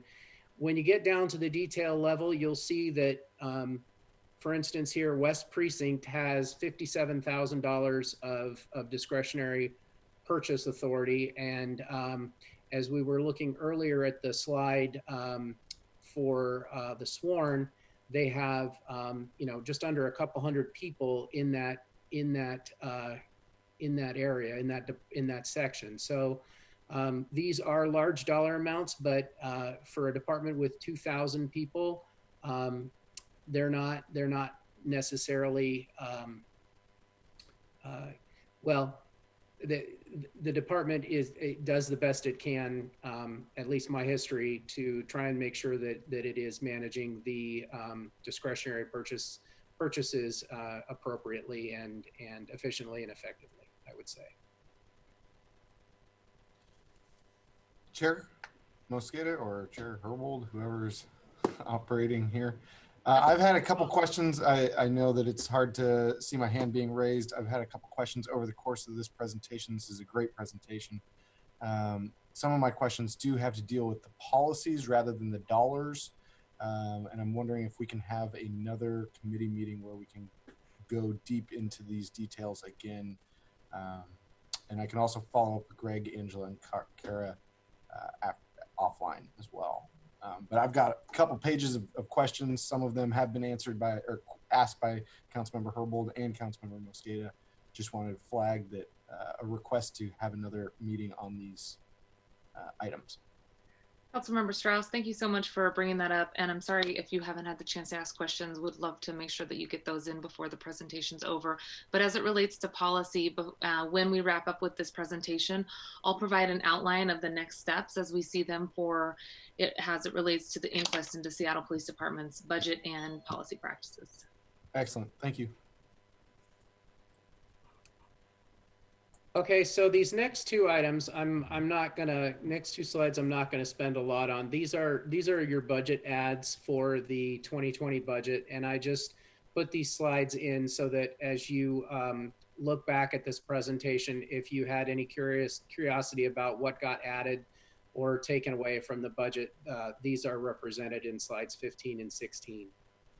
And so, for instance, I'll go back to 15 here. You can see the expansion of the community service officer program. There was $1.2 million added in 6 FTE. You've got the civilian investigator and OPA for $148,000. You're familiar with these ads. Most of you who were here during the last session had some involvement in them. So I won't summarize it unless you have any questions on 15 and 16. I just want to note, it was my recollection that the item, the recruitment and retention item, that whereas there was an ad in the mayor's proposed budget for that item, I believe the council action reduced that. So this looks like a $1.28 million ad. And my recollection is that there was a line item for recruitment and retention, and we actually reduced the amount for that item. That is correct, Councilmember Herbold. It was about 1.6 million, and the council took a detailed look at the recruitment and retention initiative and took several hundred thousand or a few hundred thousand out of that and reduced it to 1.28 million. Some of the changes that were made had to do with the how folks pay for tests, for instance. That was one of the changes. The executive had assumed that the testing fee would be paid by the department, and the council asked the executive to develop a sliding scale. Those who could afford to pay the fee would, those who wouldn't, and found some efficiency and made a cut there. There was an effort to spread out the sergeant training over 2 years. These changes resulted in a reduction to that initiative from the 1.6 to the 1.28. And so, Councilmember Lewis, I see that you have a question. So the 7.2 million in the adopted budget as an addition is not. It's not. These aren't council ads. These are the ads over the 2019 budget. Some of them may be council ads, but it's not $7.2 million in council ads. Correct. Yeah, I'm sorry. When I said you were familiar, I just mean that these were discussed in depth in the council budget session. Perfect. And Councilmember Lewis. Oh, sorry. Really approved by all of you.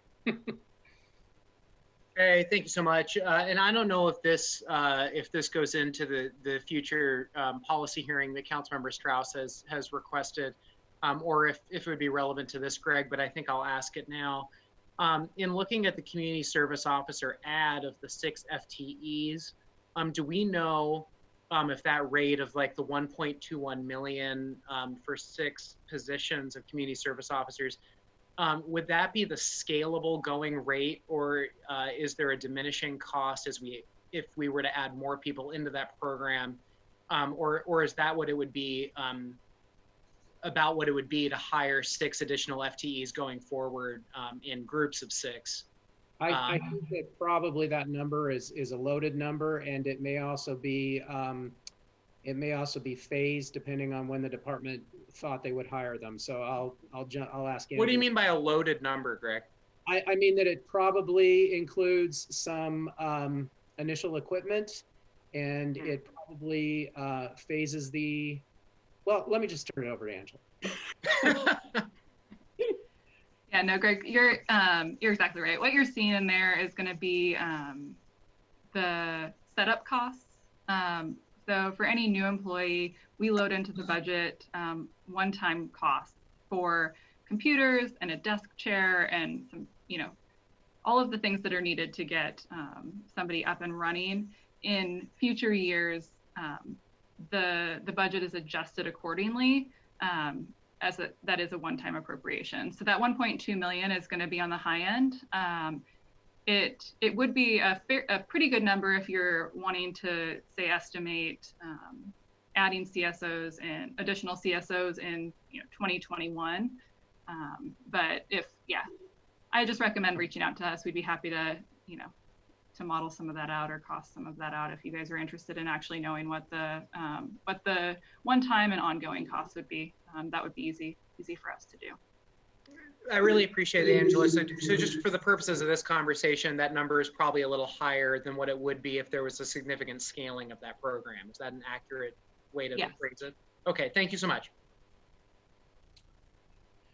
And so now the last few slides are the fiscal detail, and what you're looking at here, there's going to be 3 slides, is a breakout of the unit. So here you've got, let's just grab patrol operations here. You've got patrol operations, and within patrol operations, you have all the various units, and you have how much is spent in those units and how many FTEs are in those units. And so as you scroll through this, you're going to find every unit in SPD and how much they spend and how many people there are. So if you were to grab a specific line item, let's say SWAT here, the SWAT team spends about $5.5 million a year, and they have 29 FTE. And so when you look at the adopted budget and you look at that $5.5 million, as we have discussed, the majority of that is going to be, a large piece of that is going to be personnel. And of course, as you see the 29 folks that are involved with that, that's going to be a large piece of the budget. So as you go through each one of these, you can see the number of people and you can see the dollars, and that gives you an idea of how much is spent per section and adds to the total appropriation at the end. And again, these tables are all designed to give you detail that goes all the way back to that first slide, which I'm going to quickly scroll back to here, where you had all the various categories, professional services we've gone through, travel and training, discretionary budget. You can find all of that stuff in all of these tables. And then the last tables are just, as I said, sort of a catch-all for unit by unit, how much they spend. Chair? And that's it. Thank you. That was really an incredible, useful presentation as a off point. Councilmember Peterson, yes. Thank you. Yeah, thank you, everybody, for putting this presentation together. It's super important to have these breakdowns of the Seattle Police Department's budget, and wanted to zero in on this slide 18, which has a $13 million total for Homeland Security. Can you break that out in any more detail or provide any information on the $13 million for Homeland Security? I'll second that request. And here's what I'm getting at. So I want to demilitarize the Seattle Police Department. And this is very helpful because it's starting to break out, what that actually might mean. And there are some line items that pop out as being more militaristic. And the dollar figures aren't as high as in some of those line items. And so I want to peel back, another layer to see where we might be able to find some savings there. The Homeland Security number popped out just because it was a larger number and had a title that seemed suspect. Yeah, and I think, Councilmember, given that there's 13 employees there and the dollar total, that tells you that there's something going on there. That's given the ratio that we talked about of 75% personnel costs and 85% when you throw in overtime, probably something else going on there. And that's a situation where if council members have individual questions about these line items, I would encourage you to pass them on to us and we will get you information. Yeah, you compare that line item, 13 million to 13 people, to the one right below it on parking enforcement, about 13 million people, $13 million and 120 people. Or Councilmember Herbold, or to the line item just above, Harbor Patrol, which is a non-military use of our force, 30 people for $5 million, which is, nearly, the Homeland Security total is nearly triple for half the staff. Angela, do you right off know any, should we get information later on Homeland Security? Would that be best? I can actually probably address it right now. If we have time for that. So the Special Operations Center, SPOC, is embedded in that particular project. They're responsible for coordinating all of our large scale events. And so I would like to be able to confirm that for you, and I can break that budget out into the specific accounts. My suspicion is that is the event overtime. So 10.4 million is, sorry, I'm looking now. 10.4 million of that 13 million is for event overtime. Either you saw that broken out in the overtime allocations on, I don't recall what slide, but that is not necessarily for personnel or it's specifically for that event overtime. That makes sense. Yeah. I'm sorry, it's not, that isn't clear to me. What event overtime is Homeland Security responsible for? I'm losing the thread here. Yeah, so Greg, do you mind jumping to that overtime slide? And this is something that you could get back to us on. Yeah, so if you look at the events, see, I think it's maybe row 10, events, Seattle Center, sports, unusual occurrences. If you added up all of that budget there, give or take a few dollars, it's going to be about, 10 million, which is what you're seeing. All of the budget for that is actually loaded into the Homeland Security project. I've got some additional questions, but I'll wait. Thank you. I'll wait for Councilmember Mosqueda to outline our next steps. No? Please go ahead. Oh, I mean, I just have a number of different policy-related questions as to how we engage with the Department of Homeland Security, how we're information sharing, what grants we're accepting, what why events would be housed under Department of Homeland Security. I just need quite a bit more information on this topic.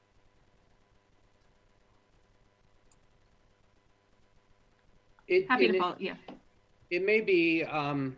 I can work with the chair and both chairs, the budget chair and Councilmember Herbold, to see how best to get that information to you. If you have specific questions about one particular area, it might be that the best way to handle that would be to have a briefing from the department.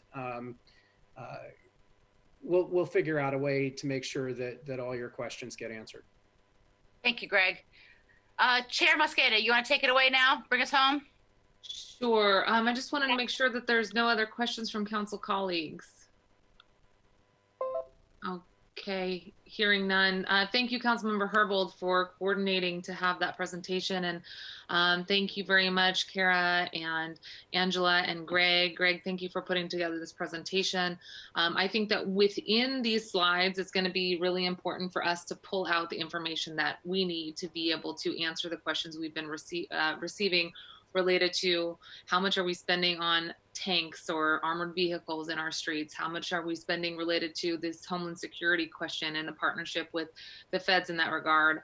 I have a lot of questions that perhaps don't fall directly within SPD's budget as 2020 was allocated, but are specific to the response from the last 2 weeks. How much have we spent arresting people and jailing people over the last 2 weeks as we waited for them to either make bail or have their hearing? So those are the types of questions that I think within these slides, now that we have this baseline, we can have a better understanding of where the next questions can be directed. So colleagues, I appreciate that. Councilmember Herbold, as always, your detail-orientedness got us to this level of a shared understanding, which I think is really important. And I just want to thank you for that as well. Thank you, but really the majority of the thanks does need to go to Central Staffer Greg Doss and the team he's pulled together from the executive to get us here. So thanks for the thanks, but I'm going to pass it on. Pass it on the thanks. So again, echoing our appreciation.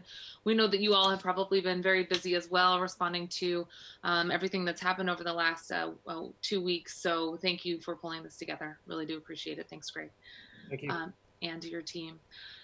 Colleagues, in terms of next steps, we will be sharing with you sort of a matrix for us to continue this inquisition into the Seattle Police Department's budget.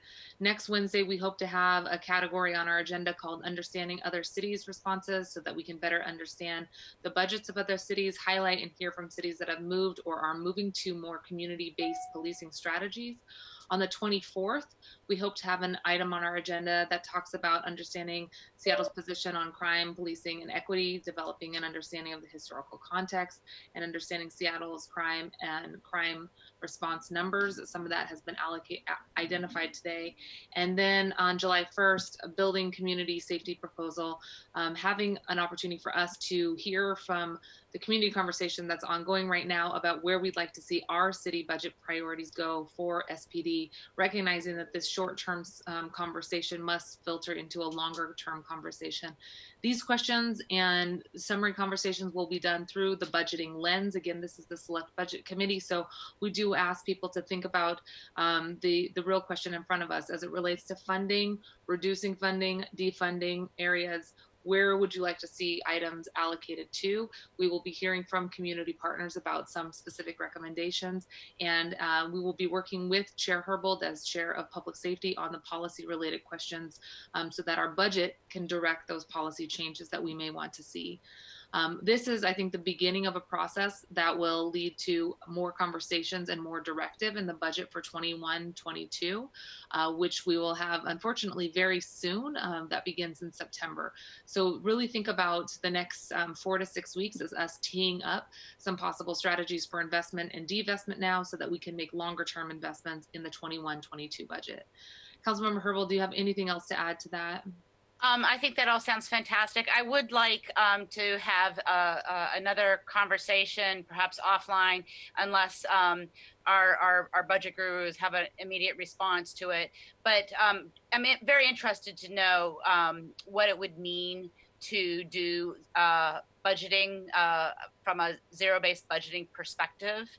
And if that is something that you have an understanding of how we would go about doing that, basically going through each line item and looking at what the needs are, looking at what the values of the city are for that need, assuming that we're starting from zero. That's a great addition. Thank you so much.